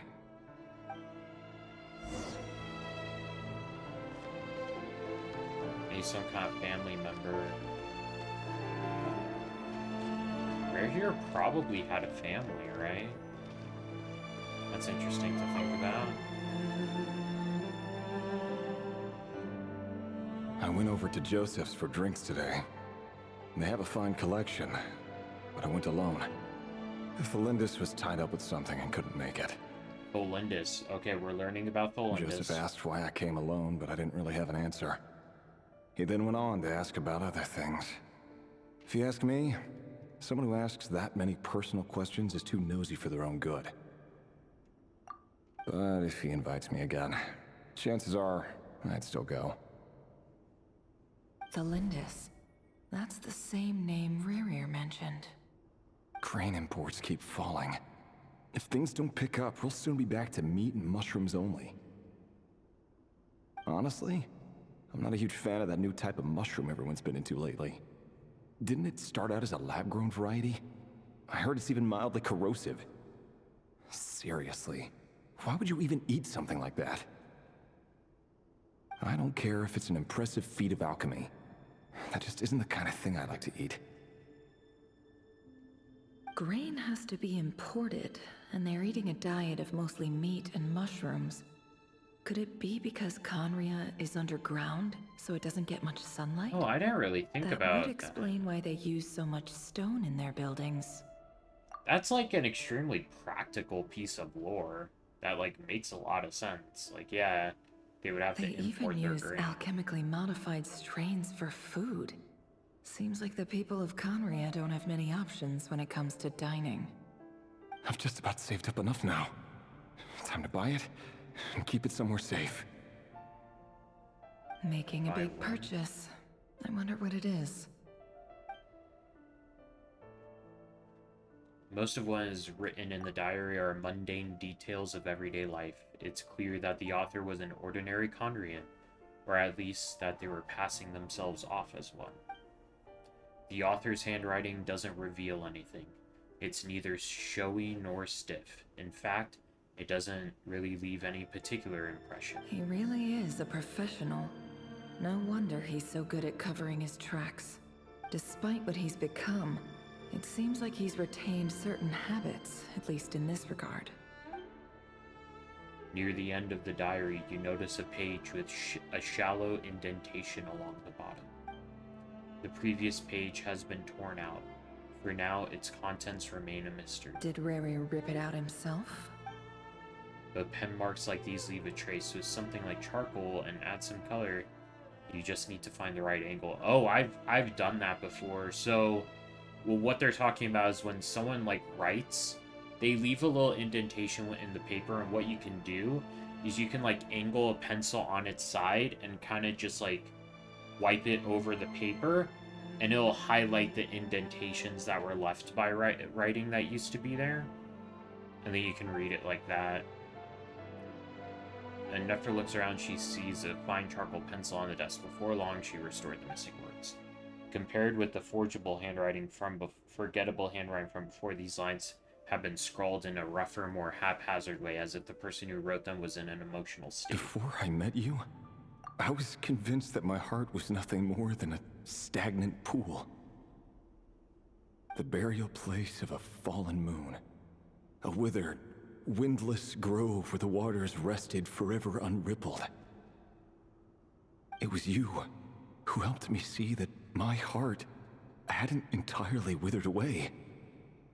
That it could still beat to the rhythm of love. So, I'm guessing Philandus This is is his just lover. trivial then. sentimentality from the looks That's of where it. my mind's going. Why would he go to the trouble of hiding that?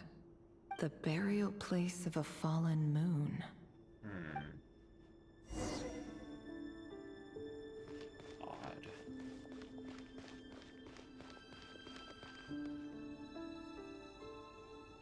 Rerir, over here.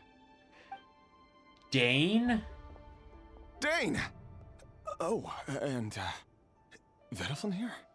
Vedaflin. What a surprise to see you here, sir. And this is Rerir. What the fuck is happening? Hello there, Rerir. You need not address me so formally outside of court. Oh, we aren't like seeing young Dane or Vedaflin. He doesn't get that much free time, so I invited him over for a drink. Even the court prophet deserves a break every now and then, right? Wow, it's crazy to think that they were buddies back in the day. Like, Dane has mentioned it before. But Vedaflin is Dane's brother. So this is Dane, his brother, and just one of their friends. Just having a normal little chat. Before all 6 of them become, like, sinner level and shit. Oh my god. Shit's crazy. Well, I'm flattered. So, what are we discussing today? Hey, don't look at me. As far as I see it, we don't need an excuse to have a few drinks. Come on, don't give us that.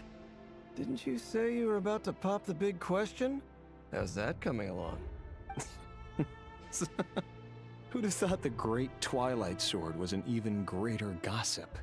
I just didn't expect you to be the first one to settle down and get married, that's all. Getting married? Yeah. If you told me that a few years ago, I wouldn't have believed you either. So, are you planning to come clean about your job then? I'm guessing you still haven't told her. Sure, I'll have to tell her at some point. But I'll need to pick the right time and place. To be honest, I have no idea how she'll take it.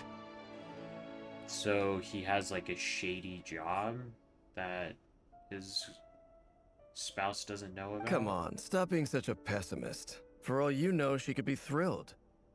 I bet she'll be much more impressed by your actual job than the one she thinks you're doing now. A member of the King's Guard. Quite the cover story. Does the king himself even know? Of course he does. Anyway, enough about me. How have you been? Me? Same old, same old. Nothing much to... Huh? What's up, Ved? It's nothing. Oh my gosh. Vedaflin, Dainslift's elder brother. Renowned throughout the court of Conria as the Visionary, and said to possess a wisdom far beyond the reach of any ordinary man. And yet, despite the gulf between us, he seems to have something to say about me. Does he even know me? Does he see me as a friend of his brother, or just another of the Vinster King's blades? Why did he react so strongly? Was it really to do with what we were talking about? Brown, curly hair and brooding blue eyes. So this is what Rerir looked like back in the day. Perfectly normal. No different from anyone else. As frightening as this monster is in the present, there's something even more unsettling about seeing the human he used to be. I do agree, it's kind of unsettling.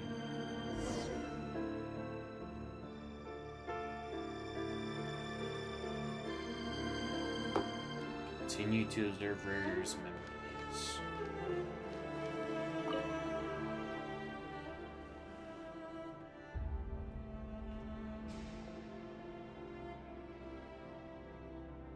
Oh, what? He was. This kind of looks like that.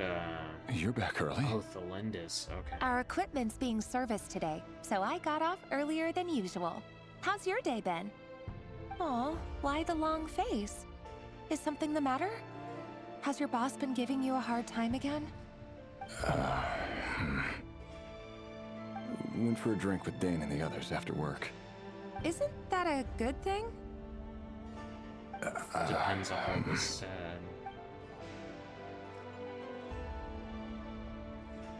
Vedifnir showed up today, too. You know, Daneslif's older brother. Ah, Mr. Vedifnir. Yes, I've heard of him. They say that everything he says ends up coming true. He overheard Daneslif mention that I'd recently proposed, and seemed to have an issue with it. But when I asked what it was, he kept it to himself. So, you're worried? You could be such a child sometimes, Revier. We're nobodies. Why would the Visionary be concerned about us? I'm sure someone in his position has much bigger fish to fry. Maybe you're right. No, but the Visionary is the Visionary, so the Visionary would know that Rare would eventually become a sinner, right? You worry too much, Revier. We've been together for ages now, and everything's been going so well, has it not? You've even proposed to me. So, you do remember. Tell me then. What's your answer? Like I said, I need some time to decide. You can't just rush into things like this. We may be nobodies in the grand scheme of things, but if we want things to work out, we've still got to plan ahead. All right. Take your time. Just don't keep me waiting forever. Nobodies. Sounds about right. In the eyes of people like Vedifnir and Daneslif, what do we matter? Can someone whose gaze is so fixed on a far-flung future even see the present clearly? Besides, the dynasty's fate rests with the king and his inner circle. Whatever I do, it won't make much difference. That's the thing. Vedifnir must have known that Conria was gonna fall. He must have known. Which is crazy to think about. From Vedifnir's perspective of, like, maybe he knew and felt like he couldn't do anything to stop it. Or maybe, like, he was okay with it happening. There's a lot of possibilities there. That's crazy. Meanwhile, every idea they come up with and every decision they make, it affects everything. These days, the king is lost in his research, and the purge of the Crimson Moon bloodline grows ever more intense. Purge of the Crimson Moon bloodline. Is he implying that there is, like, a genocide going on right now? Of, like, killing off everyone related to the old dynasty?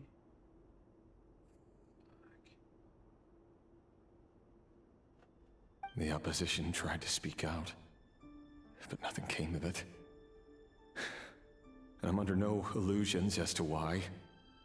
Because we eliminated them and got rid of their bodies. A man can have 1,000 reasons to carry a sword, but there are few good excuses to use it. Yet the king has never even considered a gentler approach, and he never will. Yeah, as I understand the lore, the Vinster King was kind of a piece of shit. Just from, like, what I feel like it's been implied in lore. What becomes of someone who kills on another's behalf? Can he ever find true peace?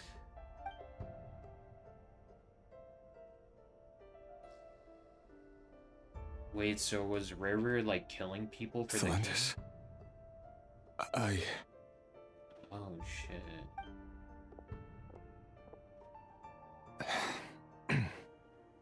It's nothing. You were right. Fate has never smiled upon nobodies like us. But by the same token, it's unlikely to bear a grudge against us either. There's no reason we can't keep living happily together, cherishing the simple joys of each day as they come. See? You just need to stay positive, Revere. I can feel your warmth, that's your breath. adorable. You're right there, right by my side. She's Just totally seeing you dead. makes me happy in a way I can't explain. And that's something that no one could ever take away from me. So smile, my love. Let go of that frown. You're right, Thelindis. I've just been overthinking things. That's better. Getting caught up about things like this will only ruin our evening. Speaking of which, all set for the ball tonight? I need to go get ready. You go ahead. I just have a few things to take care of, then I'll come join you. Even busier than the big shots, huh? Fine, I'll go get started. But don't be late. If you keep me waiting too long, I won't be a happy bunny. Relax. I'll be there. Seriously, though, you drive a hard bargain. You're really gonna leave my proposal hanging and still expect me to take you to the ball? Well, that goes without saying. I already told everyone I'd be coming with a dance partner. Besides, they're two completely different things. Let's take it one thing at a time, all right? All right. White outfit it is. It seems like Rare was deliberately hiding his ties to the intelligence services by giving the impression that he was just an ordinary member of the Vinster King's Guard. He clearly doesn't want his would-be fiancée to know about his other life. Then again, that's hardly surprising. People in the intelligence trade rarely do. Who'd have thought we were in the same line of work? Let's dig a little deeper.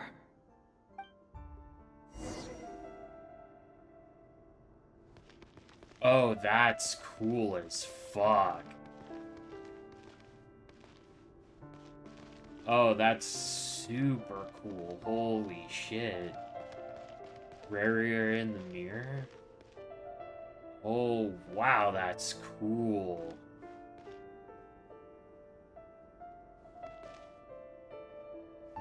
You can still, like, see, Nefer's cape a little bit. Wow, that's cool. Interesting. Okay. Where's leave the hut? Oh. So we're gonna go back out here again. Okay. Our last operation was a resounding success, and all thanks to you, Rehir of Solnari. In total, we apprehended 32 dregs of the Crimson Moon, and 67 accomplices. After all these years since the dynasty's fall, so many of them still linger on. Indeed, it cannot be denied. Yet it was destiny that the Crimson Moon should be overcome by the eclipse, and that His So this is Majesty, how the Father is all-seeing involved. Vinster King, now guides our nation on the path to prosperity. Conria has no further need for a dead moon. But alas, there will always be those who refuse to see the truth, choosing instead to romanticize the past. Yeah, Conrians traditionally, like, aren't really a big fan of gods, so they wouldn't really be a fan of the moons either. That's not entirely true. Much about the Crimson Moon era was worthy of remembrance. And that's exactly why they keep trying to see it restored. Many of its secrets remain unsolved to this day. As it happens, that's precisely the field of study my partner is devoted to. You still haven't told her what you really do for a living. Where would I even start? How do you tell someone that you're one of the king's hand-picked executioners? That your hands are steeped in blood? You didn't choose this life, any more than I did. Orphans like us don't get a say. But I'll sure as heck be the one to pay for it. Ooh. So was Rarier part of that old orphan house in Conria that's mentioned in that one book? I forget what the book's called, but in Arlecchino's character story, when Arlecchino asked Piero about her past, Piero suggested that she read the book about the old orphanage in Conria. Speaking of which, we need to be more rigorous in the way we identify direct descendants of the Crimson Moon. Someone, it seems, has strong opinions about my future plans. Most likely my marriage in particular. I have a feeling that we may soon become targets of the Crimson Moon's retribution. Your concerns are not unfounded. They've taken out many of our colleagues these past few years, and for that very reason. These are no helpless lambs we're leading to the slaughter. They're wolves in sheep's clothing. Take care, Rayhir of Solnari. I look forward to toasting you at your wedding. This is Thanks, getting Thorkel. very related to Arlecchino. You look after yourself, too. This is very relevant to Arlecchino's Felindis, I never wanted to keep this from you. You're the last person I would ever want to lie to. But that's exactly why I can't tell you everything. There are things you shouldn't know. Things you cannot know. The moonlit dynasties are a thing of the past. Yet even now, with the sun shining high in the sky, there are those who would call forth a dead moon's ghost. Could that be why Vedalfnir held back? Or was it because of some court secret he's not at liberty to share? I have to get a clear answer from him. No matter what happens, I will protect Thelindis. Rarier seems to be very concerned by Vedalfnir's reaction. I would be too. Vedalfnir and Dainsleif, the Visionary and Twilight Sword. So that's what they were really like. I've investigated this whole area now. There doesn't seem to be any other memories here. Should I try somewhere else? Wait a second. What's this black smoke? Shit.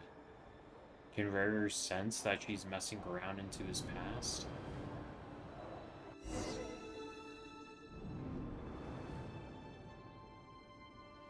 So, he's late after all.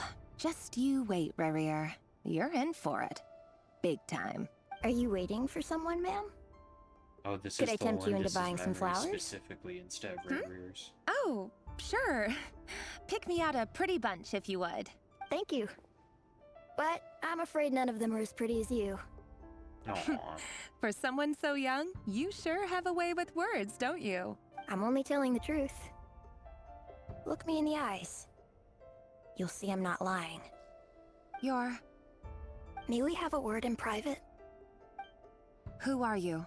And what do you want? It doesn't matter who I am. Too many of our kind have fallen lately, so I decided to take the risk of reaching out. Not long ago, the Rayhir of Solnari led an assault on one of our strongholds. Oh, We shit. suffered many casualties, and many who came to our aid lost their lives as well. So he's called the Rayhir of Solnari the, like, hunter of the moon or whatever. Not because he was hunting the moon gods or whatever, but he was hunting down the Crimson Moon Dynasty descendants, like this kid in Arlecchino. Sorry, I don't know why you're telling me this. And I don't want to get involved. Wait, hear me out.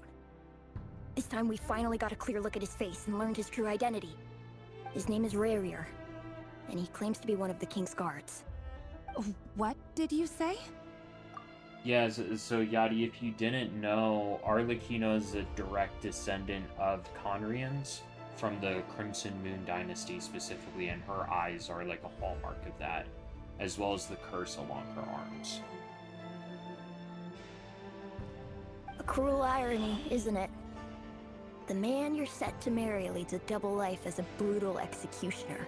But surely, you must have caught a whiff of the blood on his hands. Why are you telling me all of this now? Simple. It's because... How strange. Rarier was nowhere to be seen in that memory.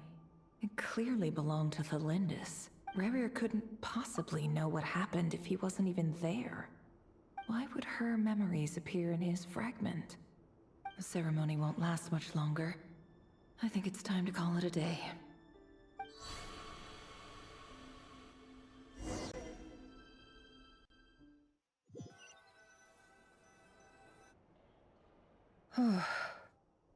So that was your doing?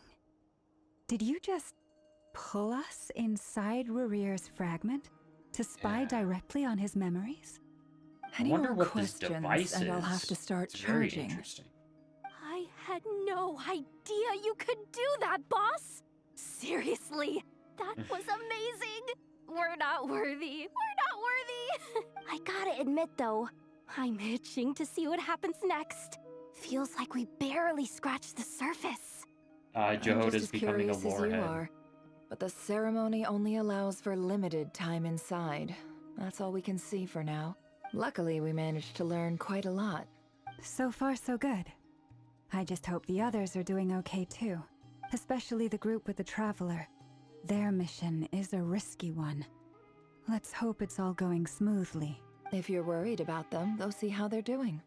If I know boss, she's gonna need some time to write up all the details and make sure it's all coherent. I'll stay behind to lend a hand, but feel free to head back and meet up with the others.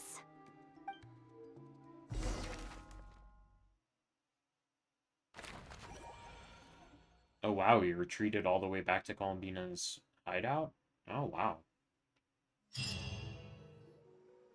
Oh, they've been prowling around for nearly 2 days now. These things just won't quit. Oh, they might not have seen us yet, but them constantly sweeping the area, our way out is completely blocked. We'll just have to sneak past nice and quietly. Oh, that's never gonna work.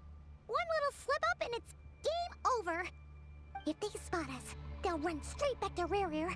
And once he knows we're here, it won't be long before he's breathing down our necks again. Be that as may, we still have to try. Oh, guess you're right. All right, time to zip it.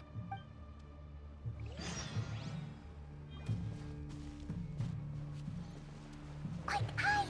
We almost got spotted! Phew, that was a close call.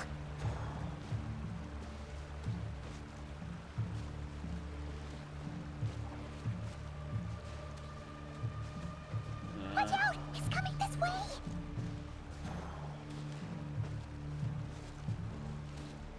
Keep going. We're nearly there. This is the final hurdle. They're so creepy. I love the visual design of the wild hunt enemies. They're great. Oh, there's no end to these things! Surely there must be another way out. Oh, we're getting like pretty badly surrounded here.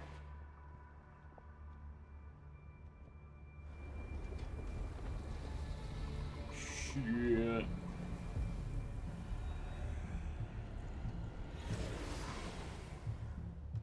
I love how the wild hunt enemies look though, just like looking at them. Fire! Oh, is Daddy here? Please tell me Daddy's here already. Oh no! There's a fire! Daddy's here, please. Please tell me Daddy's here.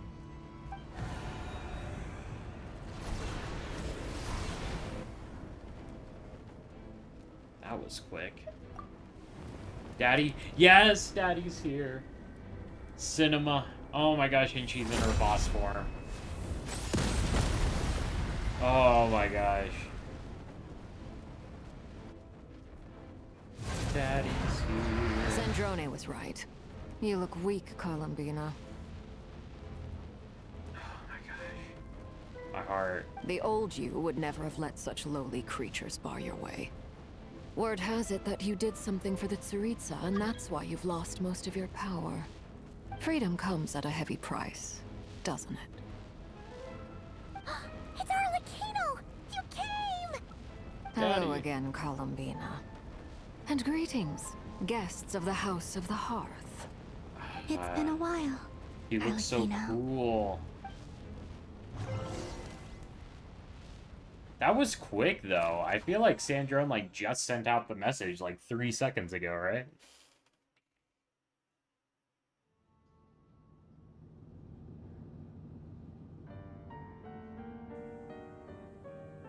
Oh, did Polonia get her ass kicked? Stupid right here of stupid Solnari. Whatever. I've got all the data I need. Next time we meet, you're finished. He sure doesn't pull his punches. Aww. Excuse me, Oh, Fremene's do you here? need a hand? You can do me a favor by staying out of my way. Can't you see I'm busy? That's Fremene. Wait a minute. I recognize that voice. Hello, Miss Sandrone. Father sent us over to help. Yes. How considerate of her. Hey, Fremene, get over here and help me fix this. Lenny, you do your thing. Just keep your sister away from my machines. Nearly every machine that cat girl touches ends up going haywire. Go put her on cleaning duty or something. Oh my god, Lynette's looking. Then let's start downstairs. Fremene, we'll leave this place to you. You've got it. Wait a second. Pretty sure there's still some tea in the cupboard. If you want some, you'll have to make it yourselves. Aw, that's nice. She offered them tea. Oh my gosh, the gang's all here, back at the hideout?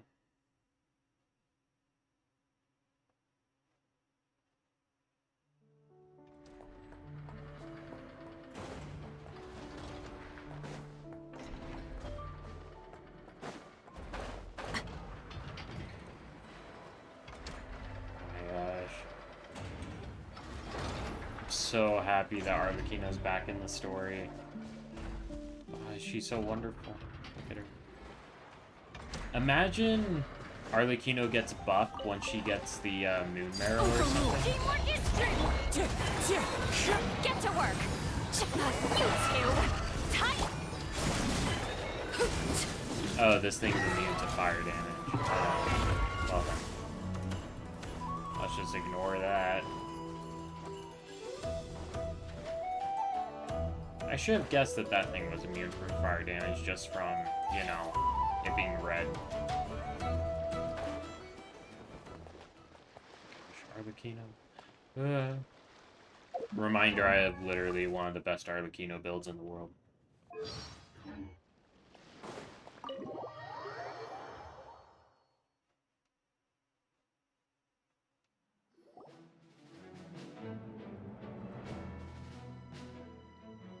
It's a relief to see you all made it back in one piece.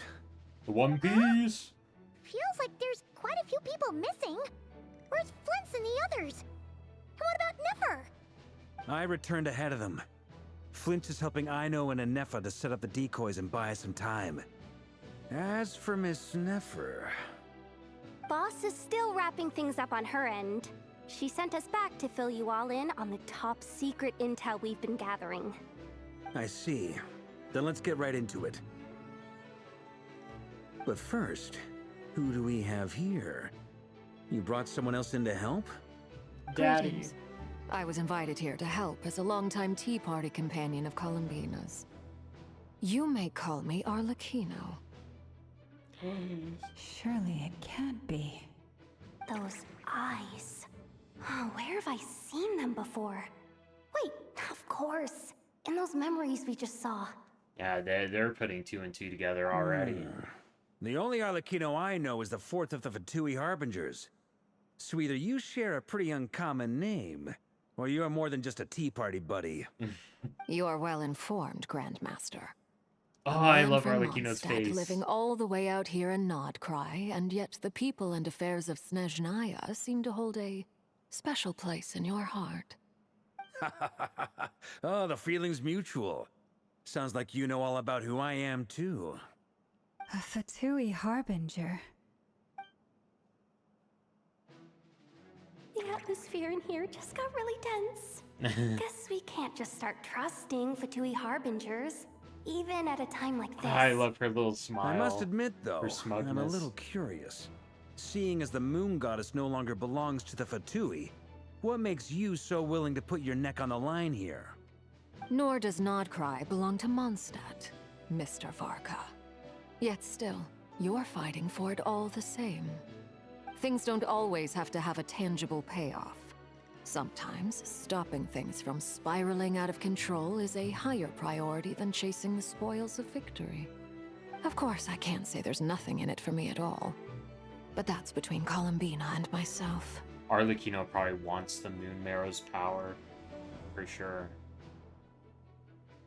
Because Arlecchino has stated in her voice lines that if the Tsaritsa threatens her kids or like steps out of line, Arlecchino will fight the Tsaritsa.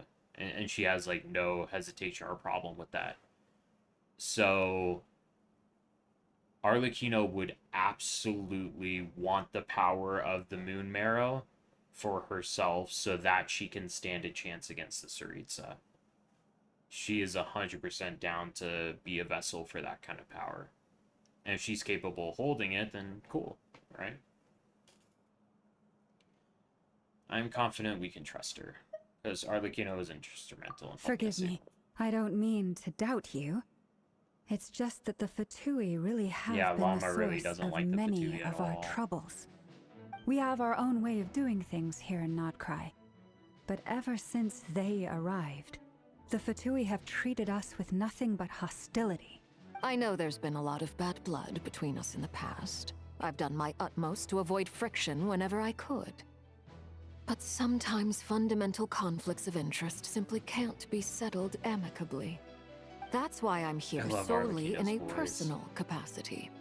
This has nothing to do with the Fatui. As a gesture of good faith, I'll be frank. I can help Columbina track down the iridescent moon's marrow, which will help her restore more of her power. Anyway, what else is on the agenda? Let's begin. She says she'll be frank, then completely skips over the details. Looks like Classic she doesn't want to give Arlecchino. away too many secrets after all. But she clearly wants to change the subject. It'd be awkward if I tried to bring it up again now. I guess we'll just have to go along with it. She's the fourth of the Fatui Harbingers after all. One look and you can tell she's not someone you'd want to mess with.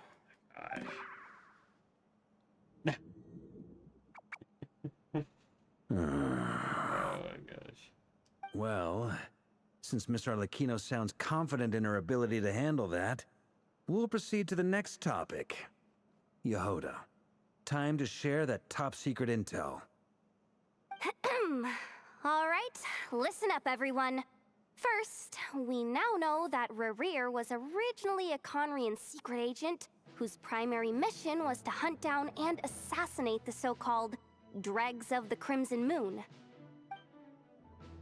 The Dregs of the Crimson Moon? Which includes Arlecchino. In the memories, there was a lot of talk about the Crimson Moon and Eclipse, and a whole bunch of other Venus stuff from the gets a little time of smile. Conria.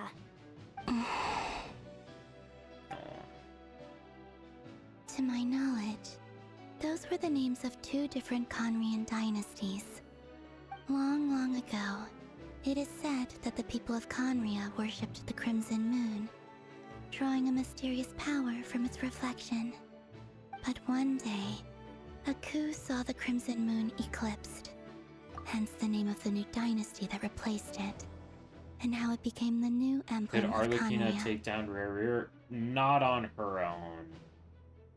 What Columbina's plan is to get 3 people who could take and use the power of the 3 previous Moon Sisters. And currently, the Traveler is able to keep a Moon Marrow within himself and be fine, so he is eligible to be one of those 3. Columbina is another one of those possible 3.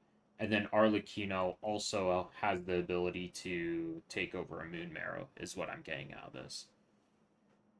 Still, long after the Crimson Moon dynasty had fallen, the last ruler of the Eclipse dynasty, the Vinster King, still coveted the secrets it left behind. So, he sent the Rehir of Solnari to secretly hunt down the Crimson Moon's few remaining followers.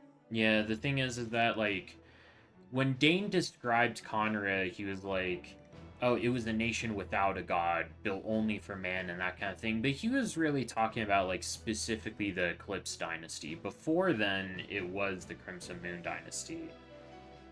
They only moved away from stuff like worship with the Eclipse Dynasty.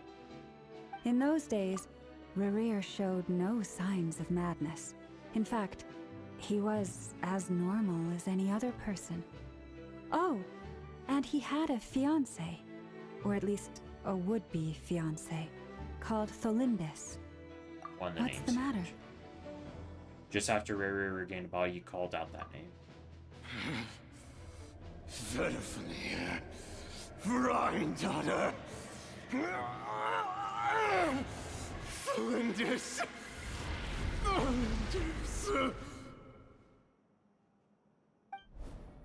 Interesting.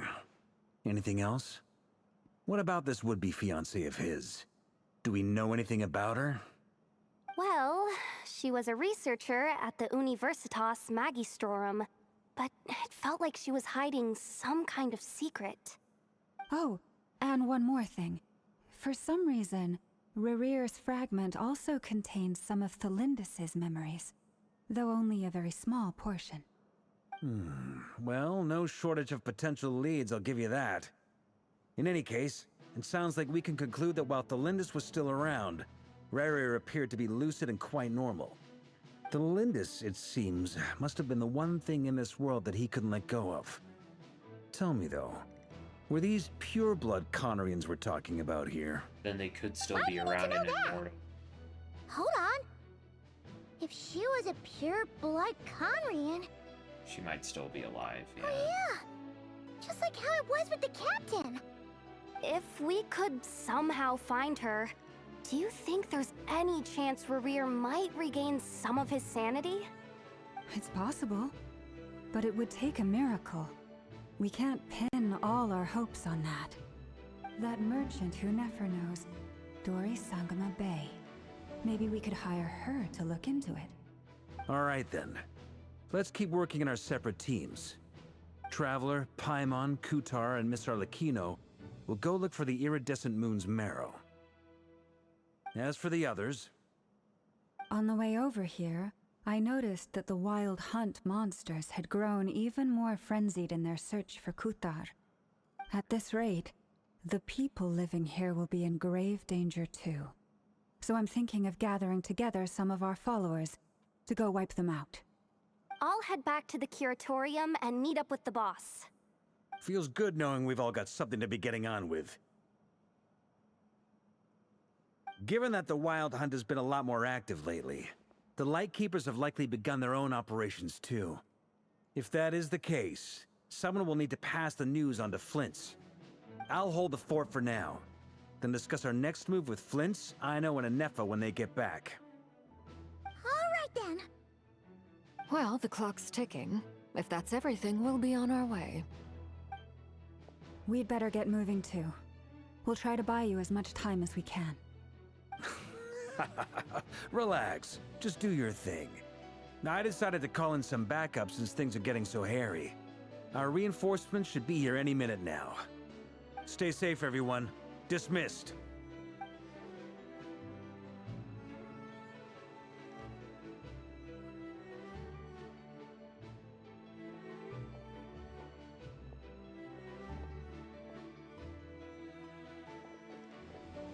We're back. Did we get here a little early? Or a little late? A little late. A tad late. The others have already set off. To summarize, our resident moon goddess has found us a new ally, and Boss Nefer has uncovered some promising info. Everything going smoothly on your end? Not great. I don't know how long we can stall them for. The decoys are getting taken out way faster than we imagined. I'm gonna make some more later, but I need a timeout first. I'm so tired right now. Oh, right! Inefa, could you fill in Uncle Varka on what we just discussed with Flint's? Sure. Uncle Varka, you previously told us Uncle about how when you Varka, went to that's so investigate a cute. source of the Wild Hunt in Amsvartnir, you discovered that it was just a diversion. But according to Flint's intel, several outbreaks of the Wild Hunt had already occurred in Nodcry in the period leading up to that. That That was before Rerir had regained his body, when he was far from regaining his full strength. In other words, in theory at least, he still lacked the means to act in two places at once. Flins, with everything that's been happening, the Lightkeepers across Nodcry are rallying to fight back against the Wild Hunt. They're gonna need your help. I know, I'm sure you're capable of coming up with something far more effective than decoys. But for now, you should stay here and get some rest. And Effa and I will head back over to Amsfartnir to see if there's anything I missed. I told you Uncle Varka would say that, didn't I? A deal's a deal. Not a word about my snack intake for the next week. Database updated. Reliability of Aino's predictions increased. What does that mean? They were betting on how you'd respond after hearing their intel. It's the obvious choice, isn't it? That's hardly worth betting on. We already decided that Anefa should go investigate the situation over at Amsfartnir on her own. You might as well stay here and keep watch. Someone needs to hang back and oversee our strategy meetings. And besides, you still haven't fully recovered from ambushing Rerir. Oh, so I've ended up with the easiest assignment. Well, I appreciate it, everyone. He's hiding See you it when you get well. back. It feels very in character for Varka to be really good at hiding injuries. I love the little cartoon Arlecchino at the bottom right. It's adorable.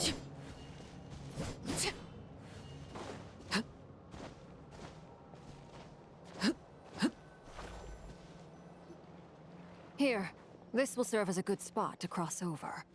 Arlecchino, hold up a second. Since you brought us all this way, would you mind telling us what you've got planned? We still haven't got the slightest idea what's going on here. And if even Columbina doesn't know where the iridescent moon's marrow is, how do you? Simple. Because I am an inheritor of the royal bloodline of the Crimson Moon. And one of the last surviving embers of the Two Worlds' flames. Yeah. Huh? The lore is loring. As in, you're a descendant of that Crimson Moon dynasty we were just talking about? The one from ancient Conria? Yeah, Rerir did Your not get them surprise is all. understandable. I was also taken aback when I first learned of it. But the more I thought about it, the more I realized the signs had been there all along.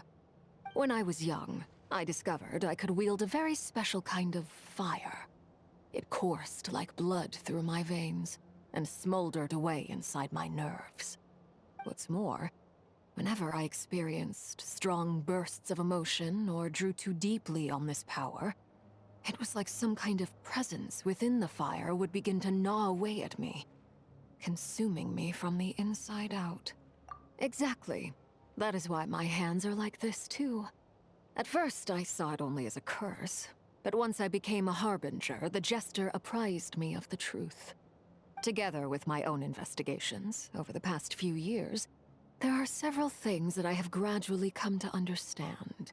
For instance, take the so-called Crimson Moon. In truth, it is nothing more than the shattered remnants of the iridescent moon, fused with the Abyss to prolong its lifespan. Fused with the Since Abyss. this blood flame was bestowed upon me by the Crimson Moon, it is a fusion of the iridescent moon's former power and the corruption of the Abyss. You all understand the nature of the Abyss well enough. I draw upon its power, and in return, it hungers for my soul. This strange blackness is the mark of corruption it has left behind. If I recall correctly, you once told me that if the corruption ever made it to your heart, you'd become a completely different person. Yes, and that's the reason I'm always careful not to push my power too far. It's essentially a never-ending tug-of-war. Oh, sounds intense. Anyway, the rest of my story can wait. Is there anything else about the Crimson Moon or the Iridescent Moon that you're unclear about? Paimon has a question. So, the Crimson Moon that the Carians used to worship was actually the Iridescent Moon, right? Which was one of the three Moon Sisters. Does that mean that the Carians were to the Crimson Moon as the Frost Moon Scions are to the Frost Moon? Yeah, kind of. So much of that history has been lost. We have no way of knowing exactly what they were like. But I would suspect that the Conrians weren't as devout in their moon worship as it might appear. The iridescent moon's remains simply served as their link to the Abyss. That checks out. Later on, perhaps someone discovered a way to make direct contact with the Abyss. Or maybe there was some kind of ideological divide. Yeah. Either way, a dissenting faction staged a coup and drove out the royal heirs of the Crimson Moon dynasty. The ideological divide is what I was suspecting, because Conrians, they don't really like being dependent on gods, and a lot of people probably would have viewed the Crimson Moon dynasty as being dependent on a moon sister god, right? Even though it was just like a means to the end to get to the Abyss. Even with the dark sun looming high overhead, the Crimson Moon's glow never truly faded. If you want living proof, it's standing right before you. The first time we met, I sensed something familiar in your presence. When I looked at you, I felt I could see that mysterious red moon in the corner of my eye. In your flames, I saw its broken image, surrounded by a strange black aura. Well, I appreciate that you kept it to yourself. Much about the Crimson Moon is still a mystery, and I'd prefer not to end up as the object of an insane research project. Shade towards Anyway, the doctor, time for is sure. against us here, so if there's any other questions, they'll have to wait. I just want to make sure I've got one thing straight. In her letter, Sandrone mentioned that since you are unable to contain the iridescent moon's marrow yourself, you intend to leave it in my custody. Correct? That's right. For now, it's the only way I can pay you back for your help. And The Arlecchino is iridescent moon down is to already have part that of who you are. So with its marrow in your possession, you'll be even more powerful than before. Arlecchino's down for that in case the Tsaritsa ever missteps. Arlecchino wants that power. Deal. Then let's get started. Yeah. Get what started? What does this place have to do with the Crimson Moon?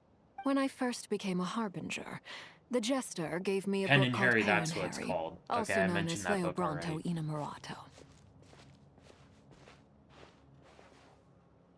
You should be able to buy a copy next time you're in Fontaine.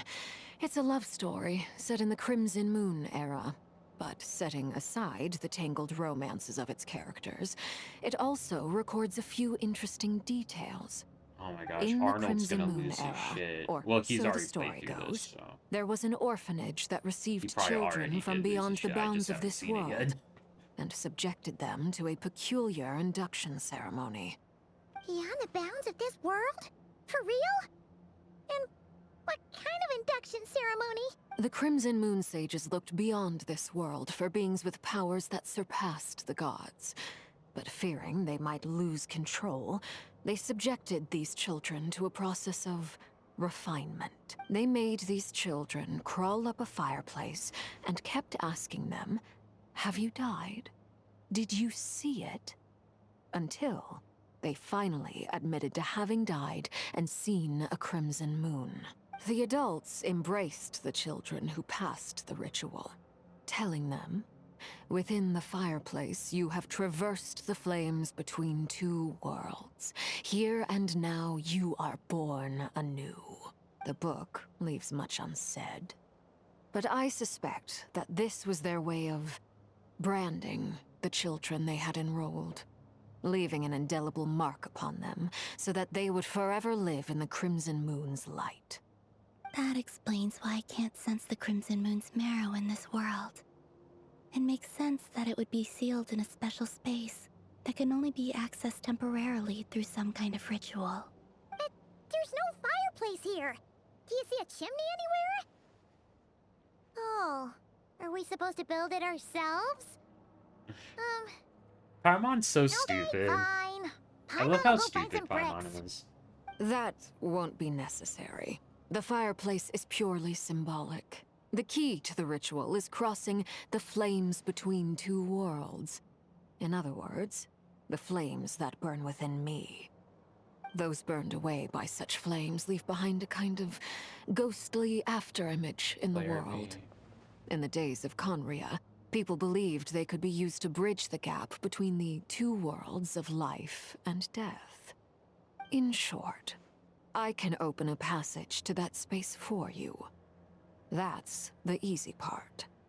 The catch is I'll need to stay on this side to keep the passage open, so I won't be able to come with you. Once you're inside, you'll have to find your own way. Don't worry, we got this. Very well. I won't let you down, Then Daddy. I'll open it up. Traveler, spare me a little more moonlight if you would. I may need it.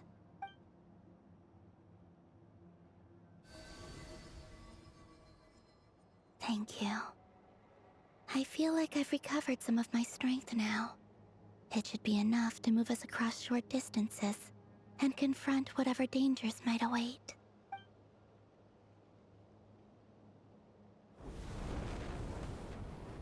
Mistress of the seven hues of ages past, great mother of the present, crimson-clad sovereign of the two Holy realms. shit. By fire severed, by fire renewed. I offer myself now and beseech your descent.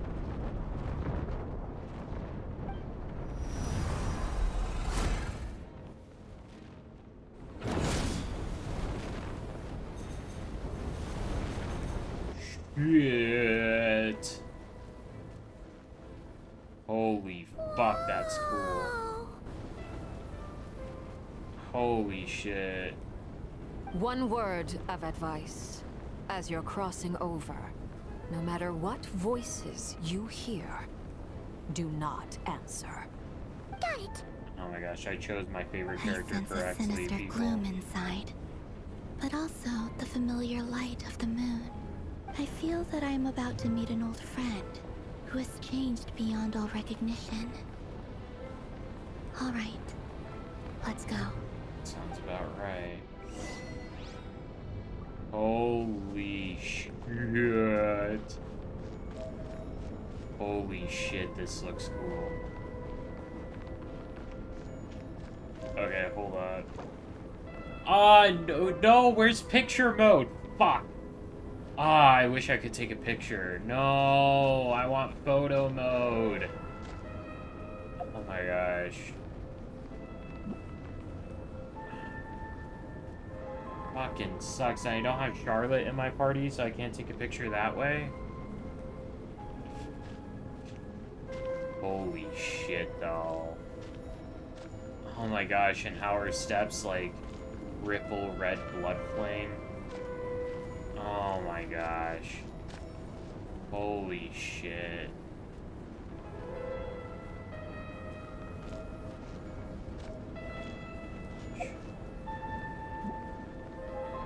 Actually, let me see.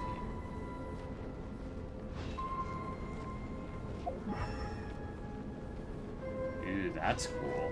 From the elemental site.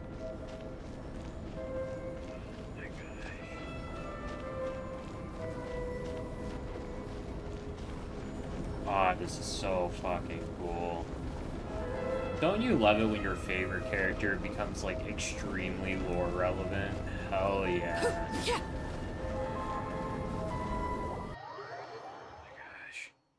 That was cool as fuck. Oh my gosh, this is cool too. I sense your presence, and crave you death and rebirth. Wait, why are you? You have crossed over from another world, transcended fate itself. I have no right to.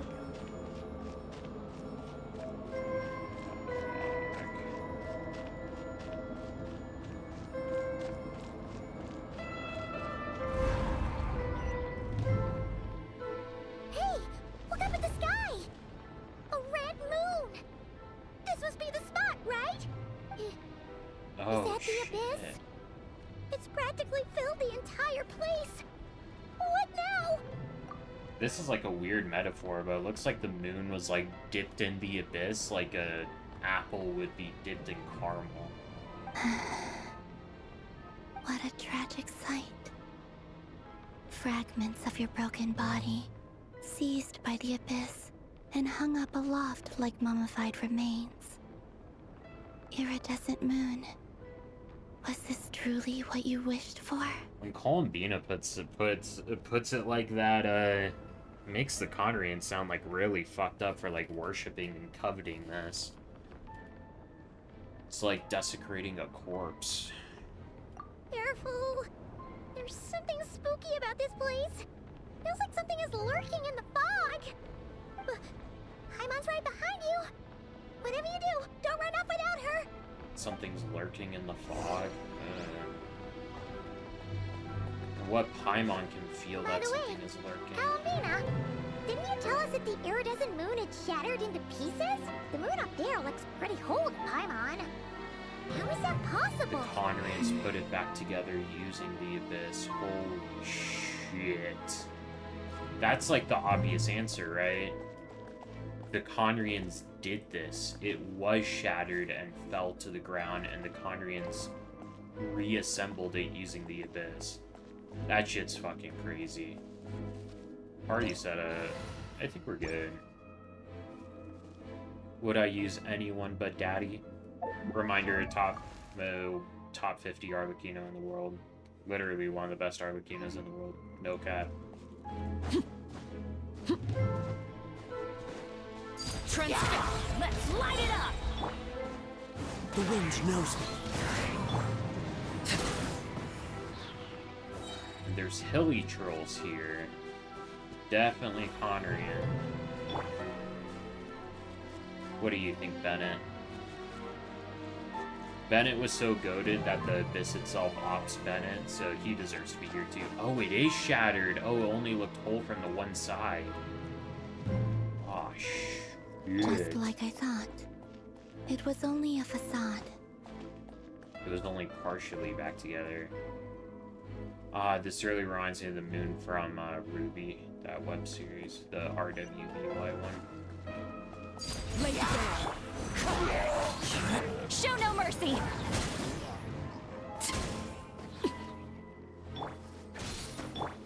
Boom! I love that. Seeing big melt numbers on Arlecchino. Holy shit.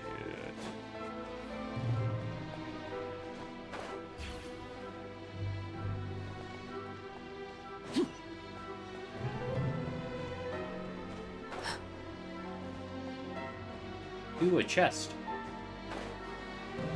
Love getting primos. Going in! Wind strategy! Get to work! Suffer the wrath of... Damn.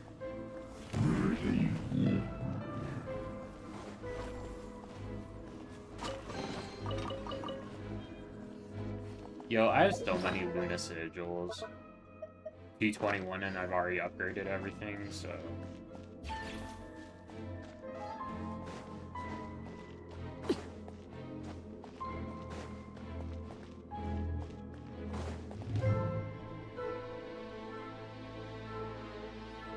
Huh? So the iridescent moon's marrow is up there in the sky? Huh? For real? That's way too high! There's no way we'll be able to reach it! No. I'm not sensing anything up there. It's coming from under the mountain. Oh, it's dripped down. Ah! There's some kind of weird shadow over the water! Wait, see that? Looks like a mechanism of some sort. Let's check it out! This is so fucking cool.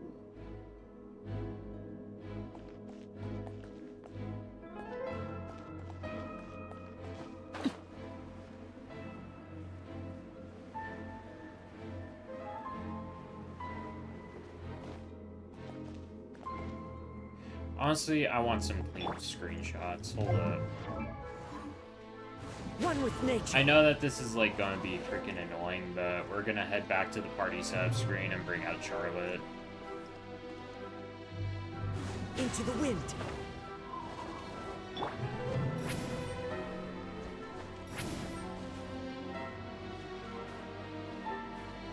Oh, come on, don't be cringe.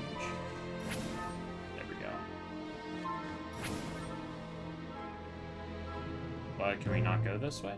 Oh, weird. Alright, let's get back past.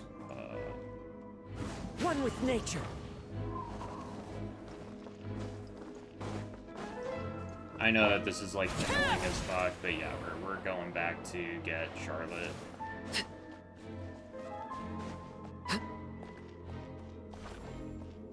Where all did we go?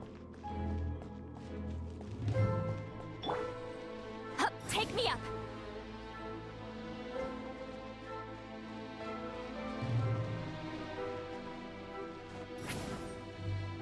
I'm sorry, I can't miss a clean picture of this, so...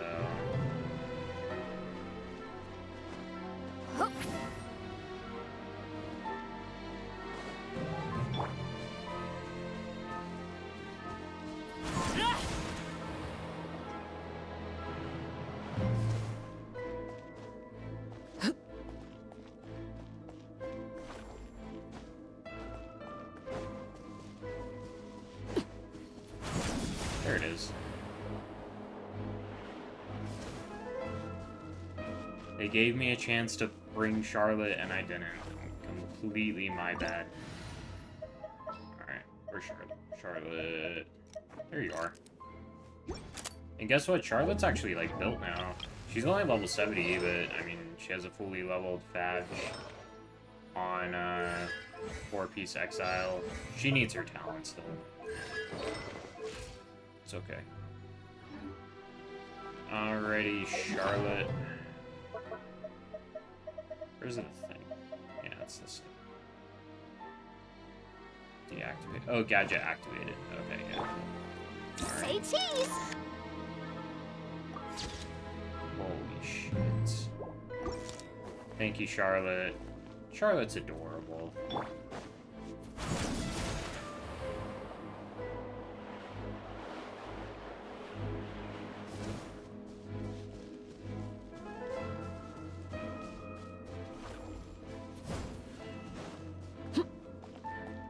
I should probably like fully level and properly get Charlotte all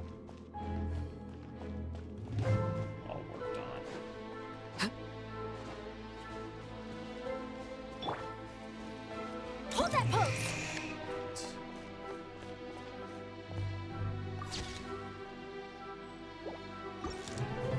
Insane. Oh, Charlotte doesn't have wings equipped. Oh, wings would be good for Charlotte.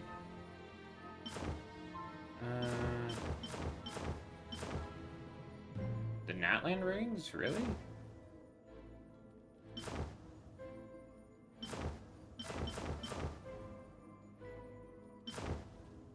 Honestly, none of the wings look good. Let's give her just like these because she's crying.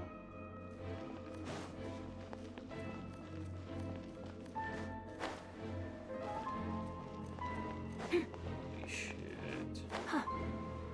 These environments are kind of crazy.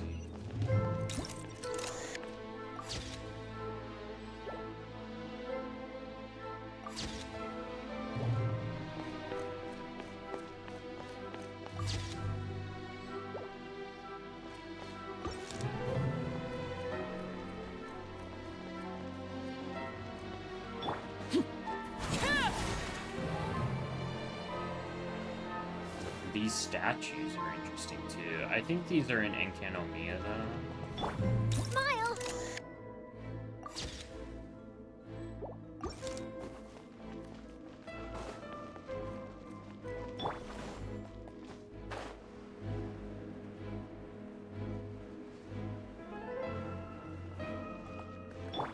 Hold that pose!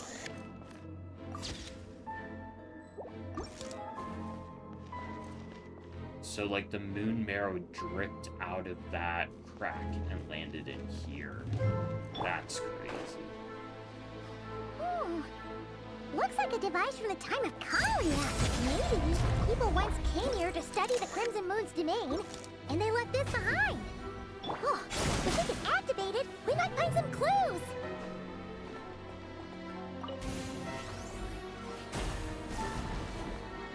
We'll vaporize one of the abyss bubbles.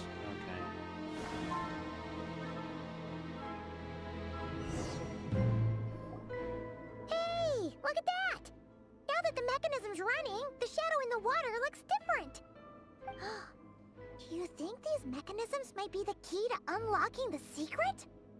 Let's try to find more of them! Thalindis, we'll leave the rest of the research in your hands. Oh, this was We'll her be heading back research now. project. Oh, and she was I hope this researching isn't Crimson ruining Moon date Dynasty night. stuff. Ugh. Mind your own business. Just leave me some snacks on the table. Thalindis? Is that Riru's girlfriend? How come we're hearing her voice here? Didn't ever mention that she was a researcher at the, Yeah, Oh yeah! So, do you think she was studying this strange space all along? The Abyss has made this space extremely unstable. Maybe that's why some of the things she said and did were preserved here. Like echoes. Or after images. Whenever I see this view, it takes me back to a poem from my childhood. Waning moon, oh lifeless damsel, weeping on the mountain crest.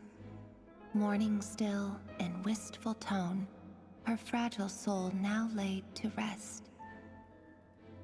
For me, of all people, to be here investigating the mysteries of the Crimson Moon space. Is it a coincidence? Or something more?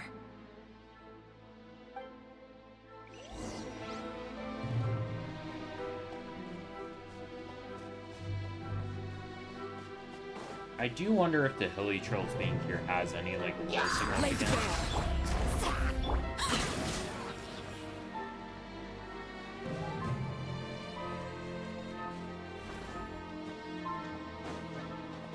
Beyond this just being a conjuring Looks like the area. Abyss has messed up this mechanism. We need to find a way to get it working again. Let's see if there are any other devices nearby. Oh, we need to shoot that device with this device.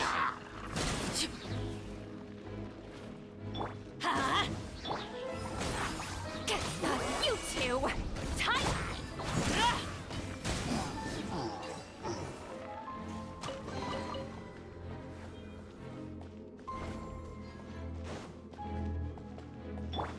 Smile!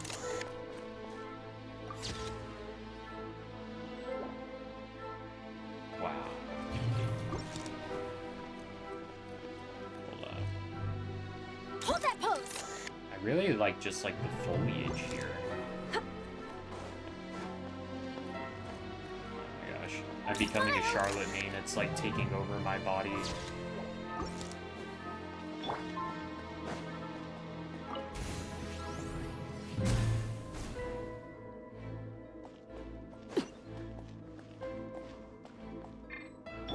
Hold that pose!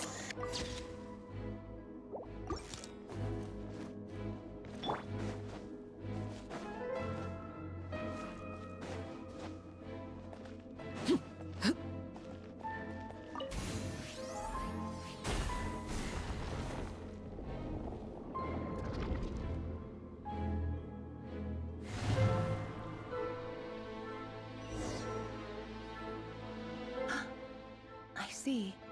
So the moon marrow, or rather the power of the 3 moons, is the key to unlocking. So she knew about the moon. Really does exist. Then maybe this madness can finally be put to an end. What really does exist? What would she even be talking about? Like, I'm trying to rack my brain for like lore stuff, but oh my gosh, I'm becoming so obnoxious. This is why I try not to bust out Charlotte. She's too cool. Yeah, oh my gosh, these like red fields and stuff, this is crazy. Take cover behind the rocks! Wait, what? Oh, it's firing at me. Jeez.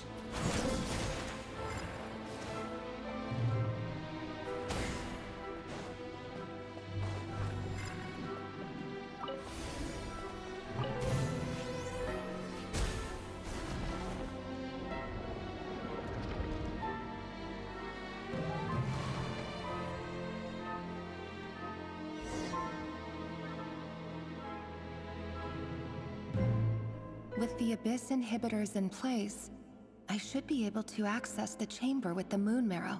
Oh, Rerir, with every step you take, you're drifting further from what you truly desire. But you're not the root of the problem. Ever since that outsider set foot in Conria, the Vinster King has sunken deeper into madness. Talking about the Abyss one. If only I could get my hands on that outsider. Is she looking at us now? Ooh, okay, that creeped me out.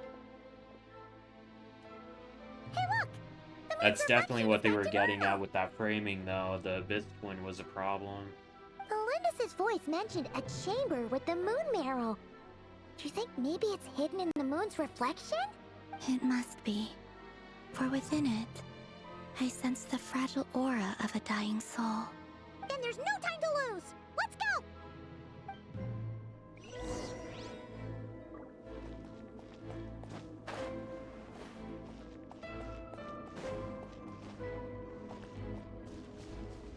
Can we just walk on the water? Oh, we can.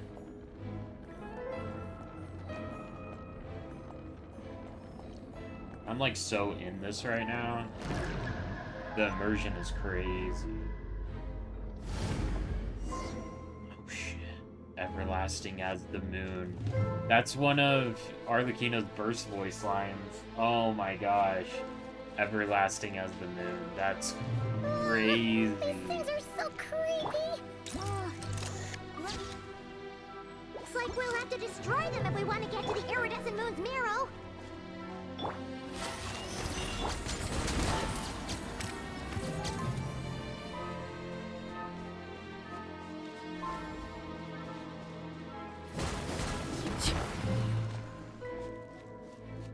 Party setup? Oh, we're probably getting into a fight here. Charlotte's fine though, I want to keep taking pictures. That must be the iridescent moon's marrow! Oh, we'll need to destroy these things before we can reach it!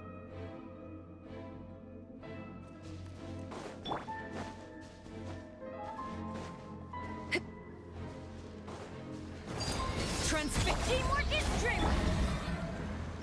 Show no mercy! Eat Laline! Eat Papa!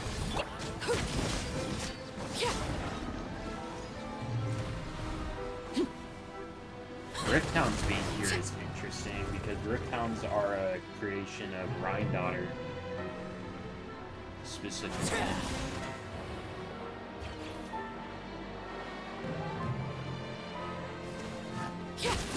Overruled!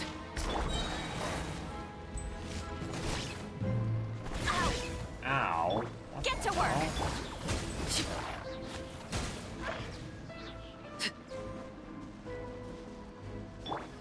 Breaking news!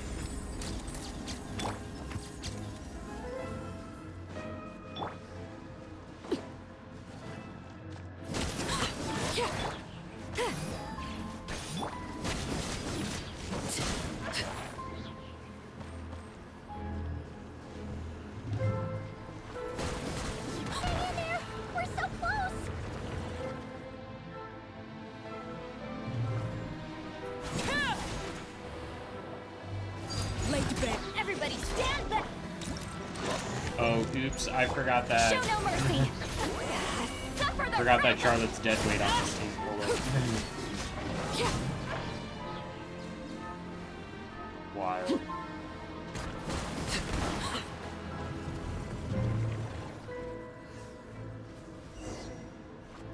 Everlasting as the moon. That's a crazy title for this quest. Is that the moon marrow? Oh, it looks so cool. The blue and red. I finally did it! The iridescent moon's marrow. Still burning away like an undying flame, yet now contaminated by the abyss. It has taken on a new form entirely. Holy shit, please tell me If we Arlecchino can gets purify the abyssal power within, we should be able to obtain its untainted essence. Aether can absorb the abyss from it, right. So it should be fine. Ooh, yeah, that's Arlecchino's alright. Cold. Wait, don't answer the voice, don't. Hold up. Is it you? Are you here? Don't answer it. Are you talking to Time us? on, you fucking idiot. At long last, I can see you once more. Our fates have crossed, and I am finally free. I'm sorry, I lied to you. Even knowing what was to come, I still couldn't let go of the fear in my heart. As death drew near, the moment the moon shattered, my body began to split apart piece by piece. Like I was being cut into pieces by 1,000 blunt blades. My thoughts scattered as the cold crept in, but I could not bear to fade away like that. Tell me, what was it that brought you to us all that time ago? If only I had possessed your courage, then I might have been spared this torment more painful than death. You look so puzzled. That's how I felt too when I first saw you. But trust me when I say that everything happens for a reason. Farewell, Hypo.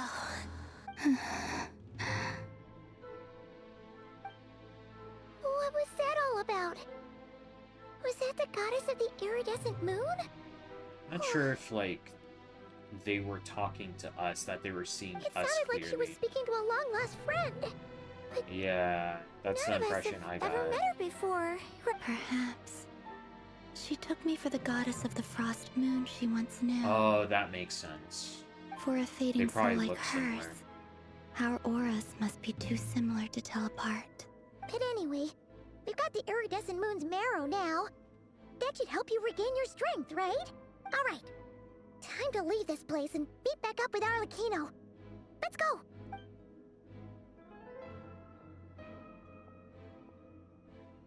That's odd. This place looks different than when we came in. Waning moon, Huh? oh lifeless damsel. Oh.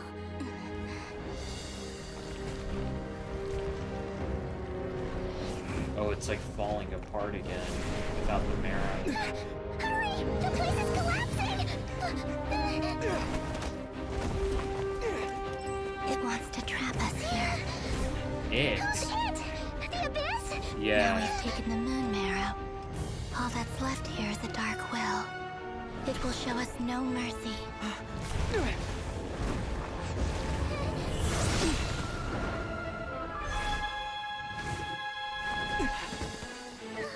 Give it back! The crimson moons! My marrow! My heart! Come on. I believe in it. Oh yeah, Traveler using the elements. Hell yeah. Cinema. Fuck. Come on, more Geo. This is where you fall. Yes, Arlecchino.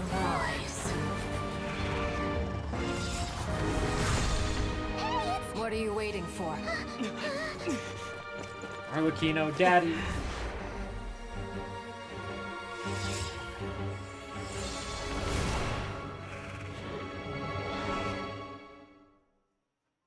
Oh my gosh, that was cool. I love seeing the Traveler use Geo. That was awesome as fuck.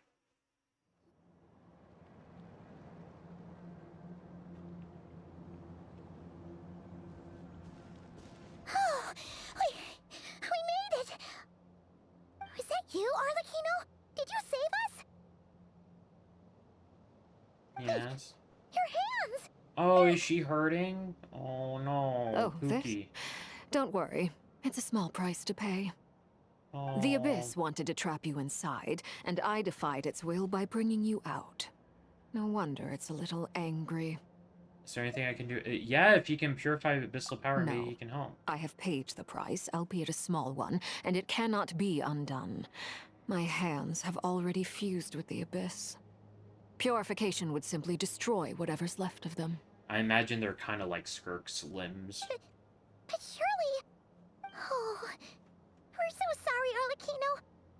Paimon can't believe you'd make a sacrifice like this for us. It wasn't for As nothing, much as I'd though. We like got to the call moon it a now. favor, the truth is, I was simply holding up my end of the deal. Well, Columbina. Yes, you did your part. And as promised, I will leave the iridescent moon's marrow in your care. Oh, this is so fucking cool. From this day forth, may the two worlds' flames burn ever more brightly.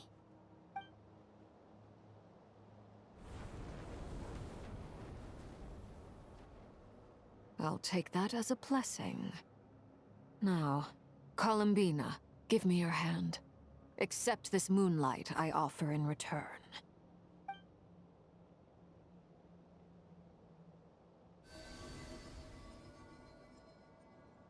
Wow, the 3 moons are all here, though.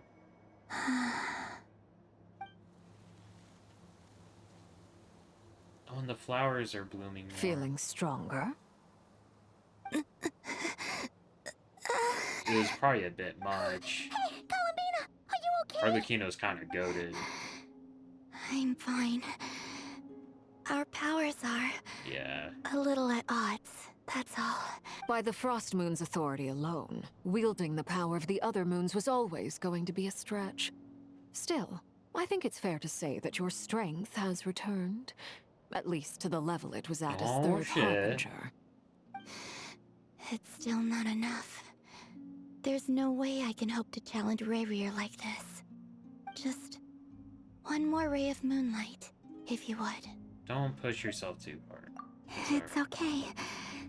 I can take it. Are you sure?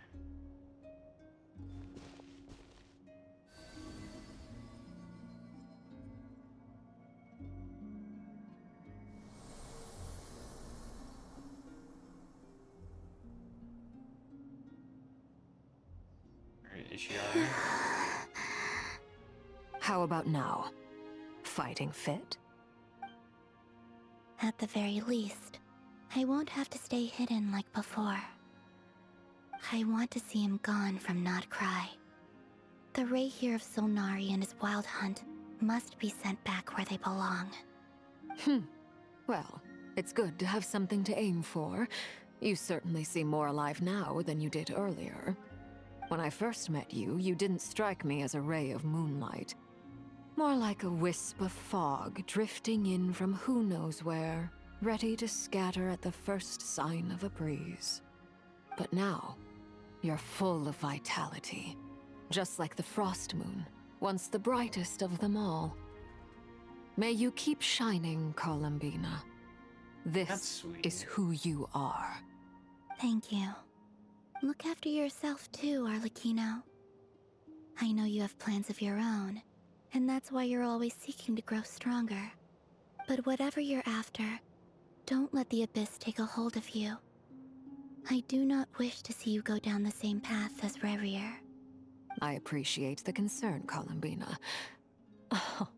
Although perhaps it's time you took a new name. A new name? Kutar, the Moon Maiden, Columbina. They're nothing more than code names. They describe who she is and the roles she's played, but they're not her real name. We often use code names in the House of the Hearth, too. But it's knowing your real name that keeps you grounded. Up till now, you've been living a wandering life, so you've probably never really cared. I wonder if they'll call Columbina something different, like on her banner. Like how Wanderer's called Wanderer. All I'll say is this. Once you've defeated Rayrier, give it some thought. All right, that's it from me. I'll get you back safely first, then go meet up with Sandrone. You're the best! Let us know, and then the next time you need a hand, we'll be sure to return the favor. I appreciate the gesture. It speaks to your good character. Anyway, let's get going. There are more urgent things to do right now than trade compliments. Act 3. Holy shit.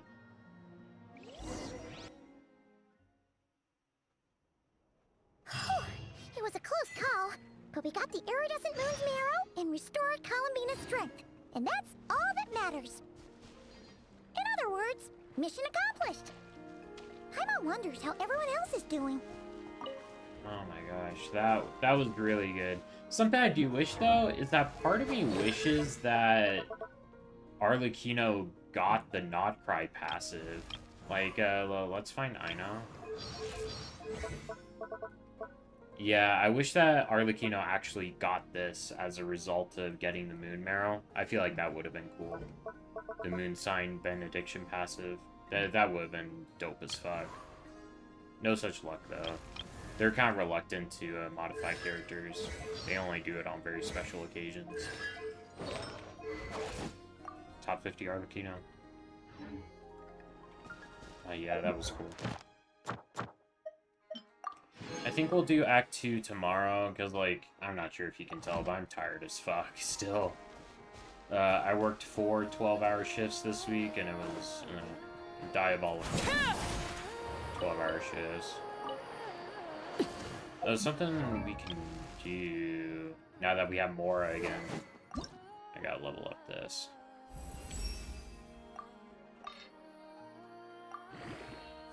Sick. Okay, we'll get out to 90. Yeah. Thank you. You should rest too. It should be like 10 your time, isn't it? I think Puerto Rico is still the same time zone, isn't it? Yeah. I got this weapon for Escoffier. It's on the banner right now. It's that 4-star spear that's on the banner right now. I did a couple 10 pulls to get it, because this spear, even at R1, is like Escoffier's second best option behind her Sig. It's only 10 PM for you? That's good. That's not too bad. Yeah, this weapon is so fucking good for Escoffier, though. It's her second best option behind her Sig, if I'm not pulling that out of my ass. It's so good. And it looks pretty good with her, too, because she wears mostly white, so the white spear looks good. I got a pretty good crit ratio with her. With Cryo Resonance, it brings up her crit rate to 85. Really good. This weapon's sick.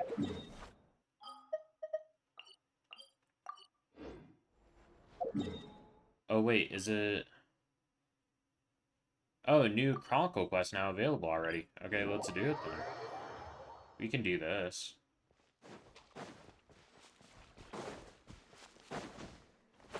I wonder if this will, like, negatively affect the story. A little to the left. Huh? A little to the right. Huh? Yes. Well done. What are we talking about? A little to the left. A little to the right. Yes. Well done.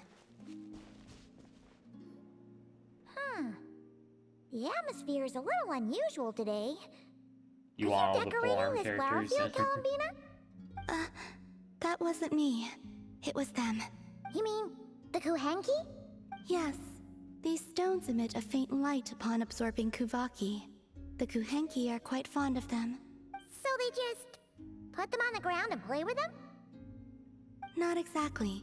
Come over here and look. Huh?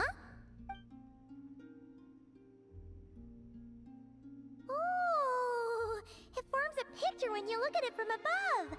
It's like we're a chunk. That's right. I need to go collect some more. Oh, so you're heading out? Yes. I know just the place. It's graced by the moon, so these kinds of stones are abundant. Wants to come with? Sure. Alright, then let's get collecting. We want to see what the finished picture looks like, too.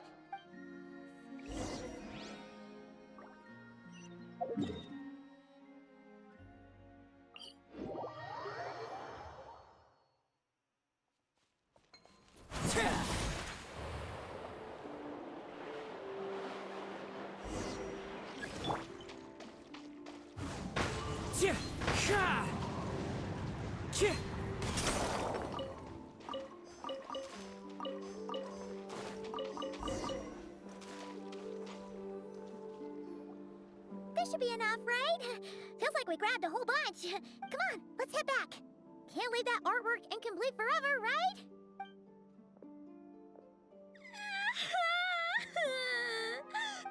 Quick, hide! Someone's here! Where am I? Oh, lost kid. Mommy, I want to go home. Oh, looks like she's one of the Frost Moon Scions. Is she lost? I'll go help her. You will? Yeah, of course. She sure looks like she needs it. The Frost Moon Scions are deeply wary of outsiders, correct?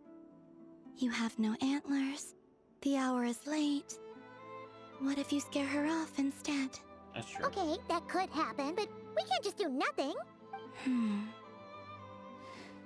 Come with me then. Huh?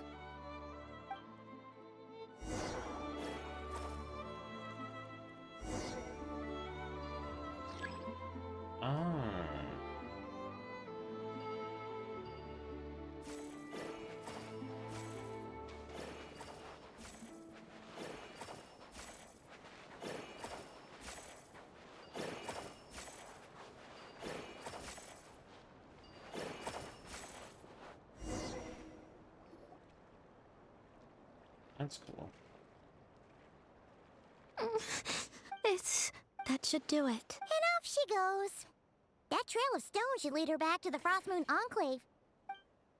Columbia says she doesn't want to be treated like a god, but she helps those in need all the same. Wait, what about the painting? It's all right. We can finish it some other time. I like watching people find their way back home, to the place where they belong.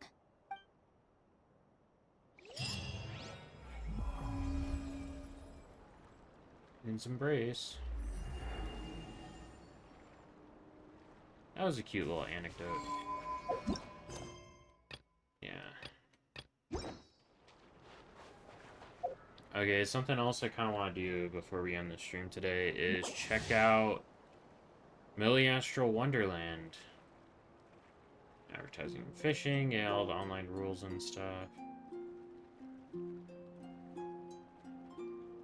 Two mannequins devoted to you and Paimon will accompany you to the wondrous soil cave created by Mage Octavia. Here you will find an abundance of extraordinary games to choose from.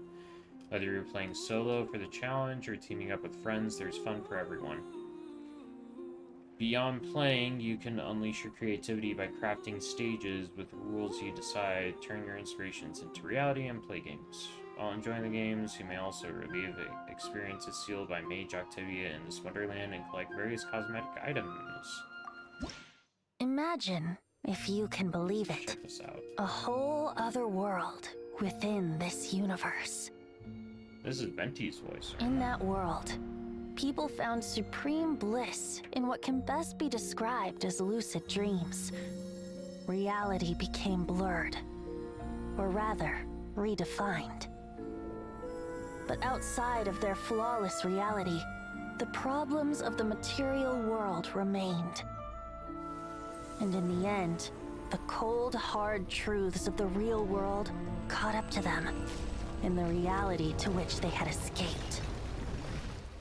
Deep in the dark ruins, another soul who was fleeing destruction discovered the final remains of this world. These two terminals were once a means for the dreamers to manage the outside world. Now, they form part of the Mage's collection. The Mage once tried to form a world from things she had gleaned in her eclectic experience. But as the calm observer, she never found that spark of inspiration to bring everything together. Before fate caught up to the wandering Mage, she paid one more visit to her wise and learned friends. She learned much during their time together, and although she did not find the answer, her loneliness faded away That in makes time. sense, like Mona. Yeah, this is Octavia, But and as she's she part and of her the Hexen friends Circle. crafted other wondrous worlds together, Mona's a disciple she of finally Barbalot realized from the the missing Hexen piece Circle, in the so world she dreamed of creating. I wonder if A they all vibrant, have, like, big hats. Because captivating Alice has a big hat, protagonist. too, right? The So I wonder if they glorious all have big traveler hats. and their impeccable companion were the perfect candidates. She was filled with hope. The lucid dream of a lost civilization was built anew, and the mage's vast collection now had a world to call home. After sojourning for so long, it was time for her to leave lest the destruction catch up with her. And in any case, a new story had now begun.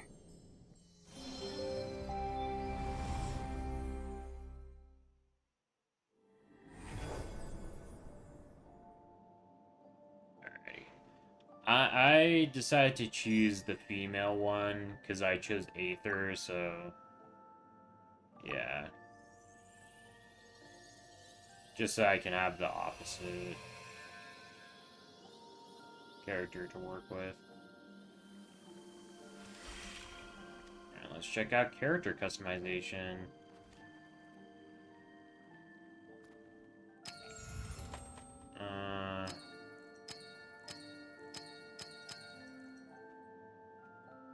I think just we can start with the base.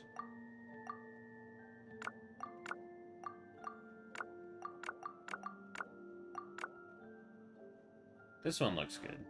Not too saturated or anything.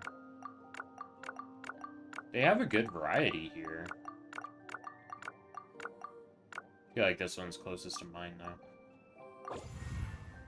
Oh. Oh, okay. Oh, I am not done customizing yet. Yeah, there we go. Okay.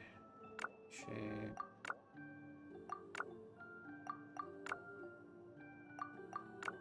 Maybe a bit like rounder.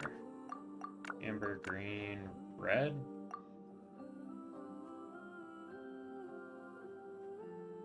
Let's just leave them like a normal size. Yeah. Eyebrows.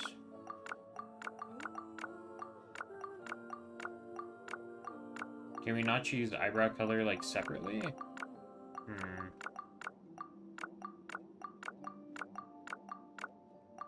No eyebrow color feels kind of crazy. Maybe something like that's fine. Hairstyle, I like ponytails. Do we have ponytails? No. You do have this, which is fine. Oh, only like... I wish we could just like customize hair color.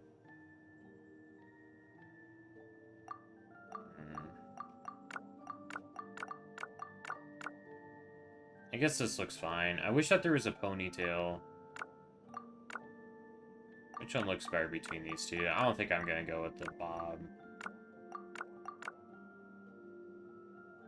I think that looks pretty good, actually. Okay. Outfit. Okay.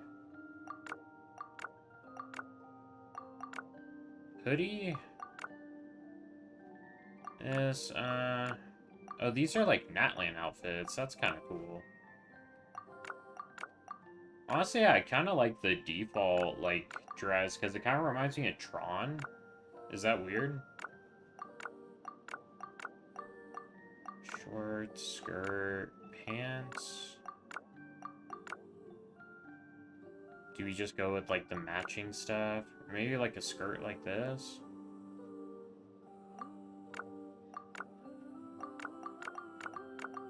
Shoes, boots.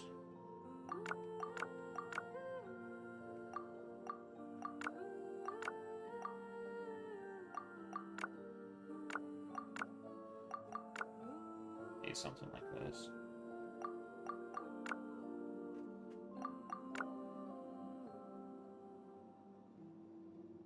I feel like that looks pretty good. Oh yeah. Sincerest greetings, traveler in Paimon. Sincerest greetings, traveler in Paimon. Sincerest greetings, traveler in Paimon. Okay, yeah, definitely that one. I think that like I read that like these are like Nilu and Farina's voice actresses, and then so someone else. These are like already voice actresses that are like a part of the cast. I think this looks pretty good. I wish I could make the boots like a darker color. And maybe I can try this, but I don't really like the yellow. Do you just go with like boots? I don't know, I kind of like the idea of having like leggings. I don't really like the spurs.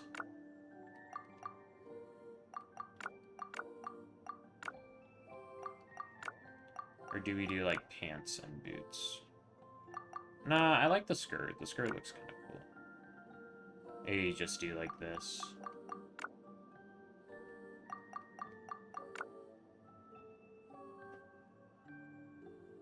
Because I kind of want the yellow to be matching, right? Maybe I'm like thinking too hard about all this. That's cool that they have like little Natlan inspired stuff here.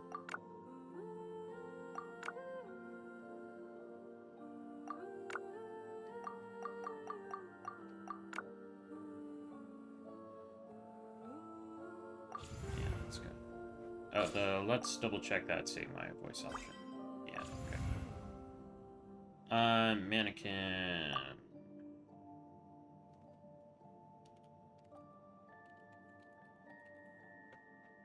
That's just kind of why I name all my female characters.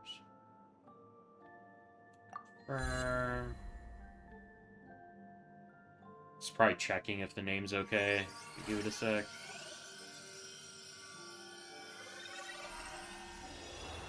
She kind of looks like one of the playable characters from, like, Pokemon. Like, the recent Pokemon games. You know what I mean? Alrighty. Oh, are these, like, real people? Oh, playing or editing. Okay, they're still, like, customizing their characters and stuff. Ooh, the sprint button is R1.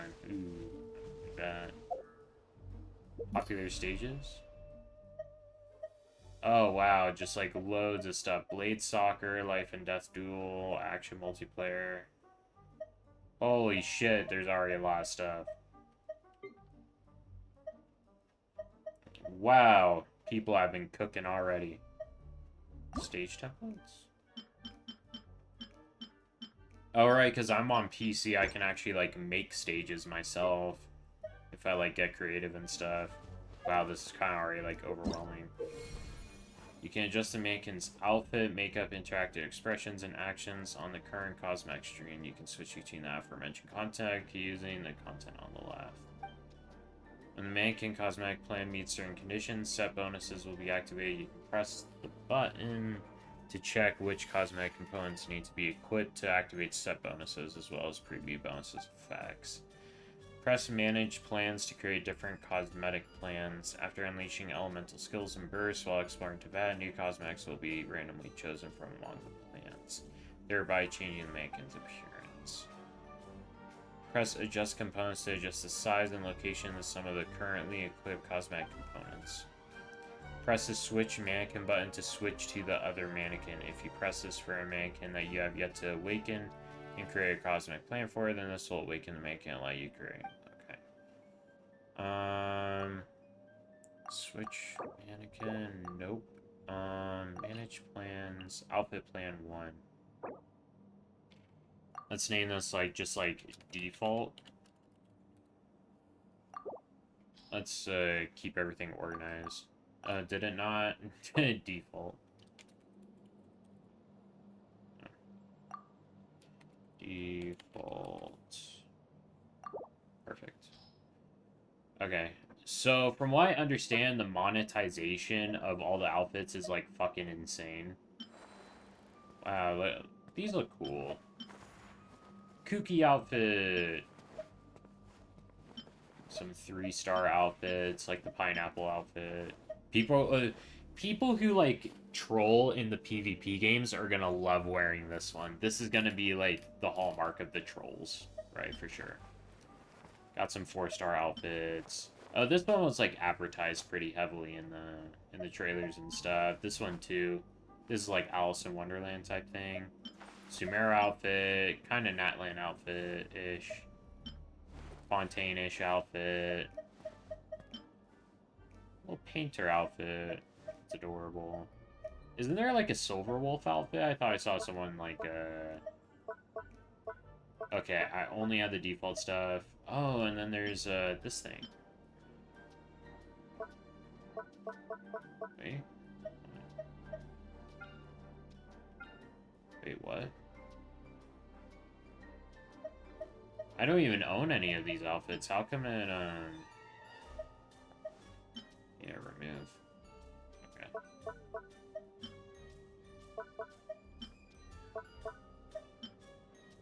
Okay, let's keep everything default. And I don't got like shit yet in terms of outfits. Okay. Okay, all the default hairstyles and stuff. All the default eyebrows. Oh, you can unlock more eyebrows. Eyelashes and stuff. Okay. 4 stars. Oh, unlock more eye colors. Is there any, like, eye colors I really want? Oh, that looks cool. Yeah, I want that. Okay, they're all 4 stars, though. Oh, makeup. Oh, this is, like, eyeshadow. How interesting. Makeup. More makeup. All the skin tones are unlocked. Cool. Expressions, effects, and voice actors.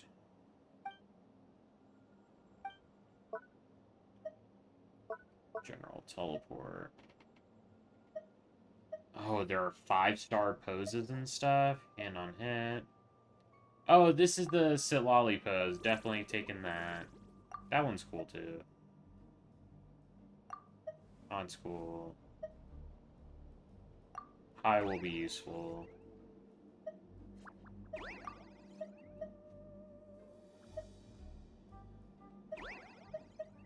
That's cool. Oh, little, like, emotes and stuff. This is cool. Okay, save.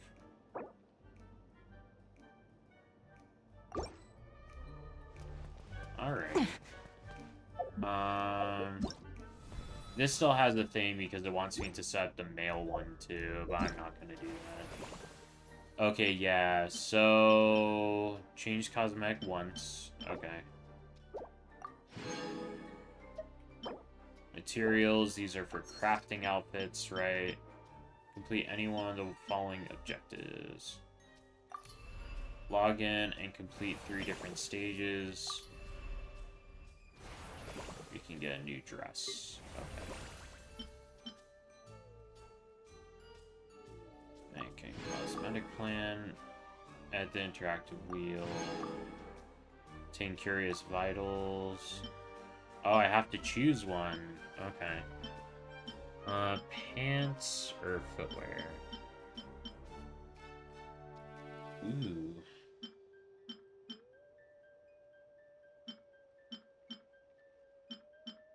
Oh, okay. And what do I choose?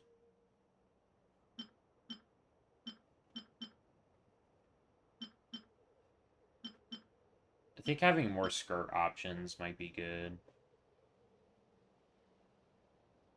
Yeah, let's claim that. I'm gonna experience. Okay, so I have to actually, like, play the minigames and stuff. Okay,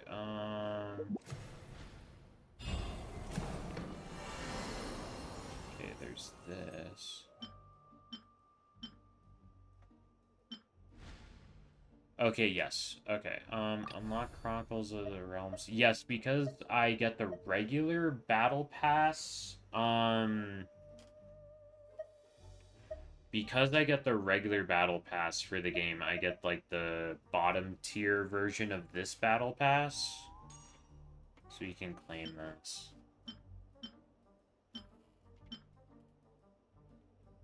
Okay. You get this outfit. Star token. Sign will expire in December? Grants event owed discounts. Okay. Okay, weekly XP and stuff like that. Okay. Log into Million Astral Wonderland. Perfect. Log into Million Astral Wonderland. And we got random outfit stuff. Try on Cape Maverick, try on Cape Phantom Knight. See, wait, okay, those. Okay, cool.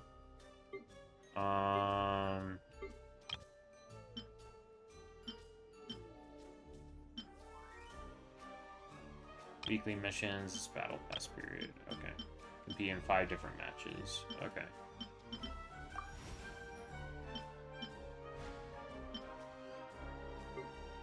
Okay. So from what I understand, this is not premium currency. The premium currency is only top-ups, which I feel like is crazy. In my opinion, they should have given premium currency as part of the battle pass, because I spent money for this, right? Because I got the regular battle pass, so... I mean, IDK... I feel like it's crazy that premium currency is... Yeah. So in order to get, like, these outfits, you have to... You have to actually top up. Which is kind of crazy, in my opinion. But, I mean... Okay, there's this... Which is the standard banner, which everyone can get stuff for. Right. Every 10 nodes guarantees a 3-star item. Okay. Let's make one wish on the standard banner. Got a generic ugly-ass outfit. Cool. Okay. Yeah, I feel like it's kind of crazy that, like... The battle pass doesn't allow you to pull on this banner. I feel like it's crazy that the battle pass doesn't allow that. Like, I get that they want to monetize cosmetics, but the battle pass even, which I do pay for, not giving it, feels a little bit crazy.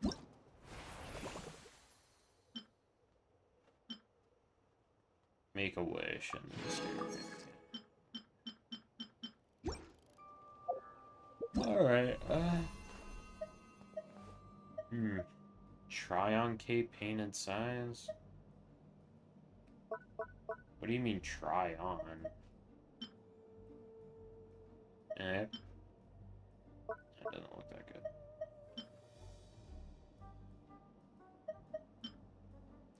good. Nah, if it was, like, under the, yeah, nah.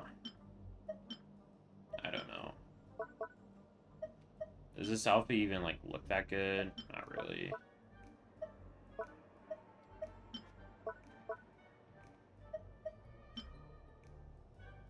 Those boots are okay. I think I just, like, prefer leggings, though.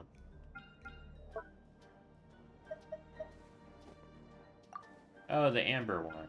That's cute. Oh, okay, so I can get socks.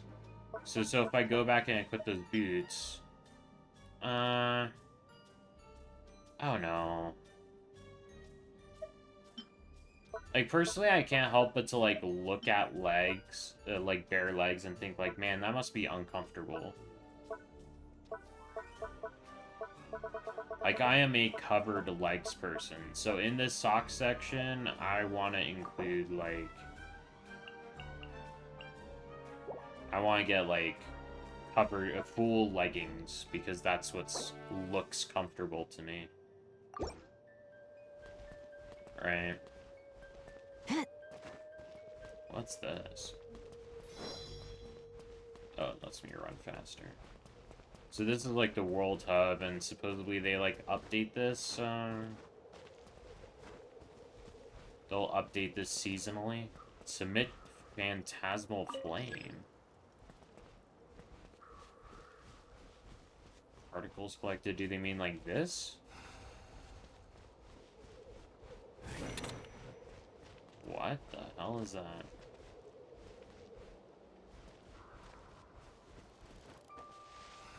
I feel like this is... I'm definitely gonna have to, like, get used to this game mode. I have no idea what I'm doing.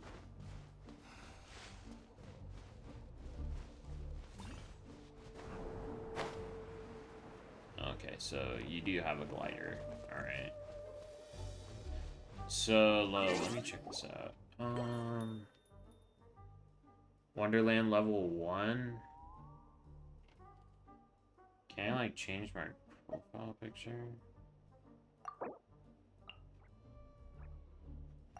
Oh.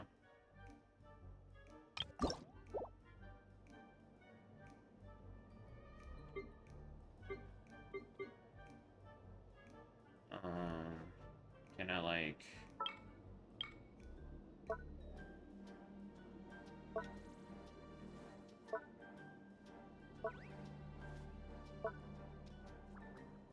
something like that looks good. Okay.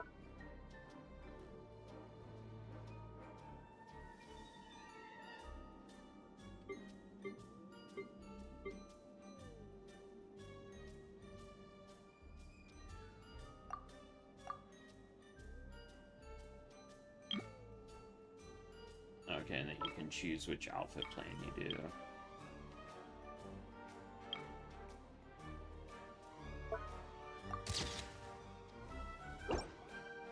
Oh, oops. I accidentally discarded it even though it was fine.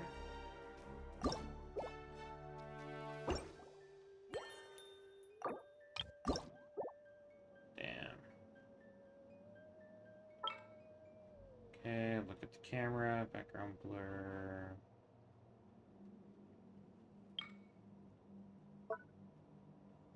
Yeah, something like that's fine. Confirm use. That looks good. Okay, that's fine. Alrighty.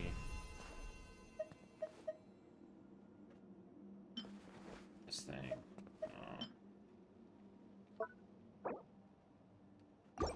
Discard. New version highlights. The Astral Shop. And this is all premium paid currency stuff. Damn. That's crazy. Can you craft, like, anything good? Wow. You can get, like, scars. All costing, like, 80. Damn.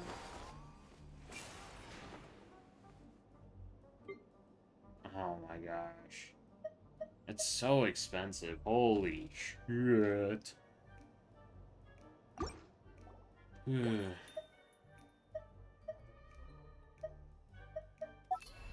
Airline collection. Lobby. Friends party. Can I view, like, everything that I don't have in, like, these sections?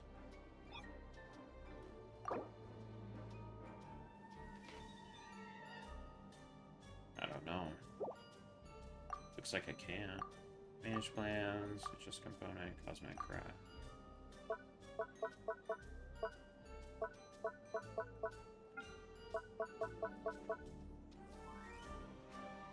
So I, like, can't craft shit right now.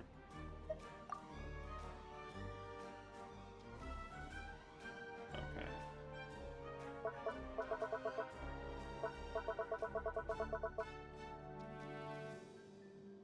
Yeah. A lot of people have been complaining about the game mode, though, so you probably aren't missing out on that much, honestly. Because the thing is that it's user-generated content, right? So, like, people haven't made good games yet. It's only been out for, like, 2 days. People just haven't made cool stuff yet. Right? Okay.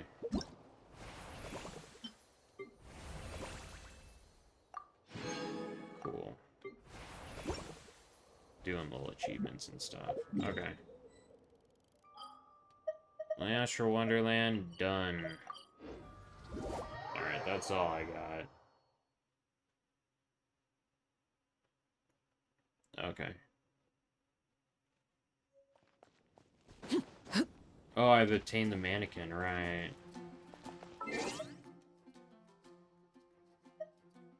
Okay, then you can access Millie Astral Wonderland stuff from there. Okay, cool. I think that's, like, all I wanted to do today, though. Oh, and here's a mannequin.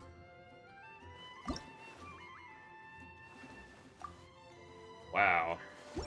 No levels. No constellations is crazy. Damn. Anyway, I think that's it.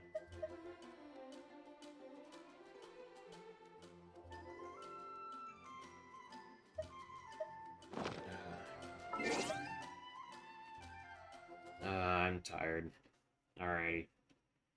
Stream's Jover. That's all I wanted to do today. I gotta turn back on this screen. Good night. You have a good night, okay? Goodbye.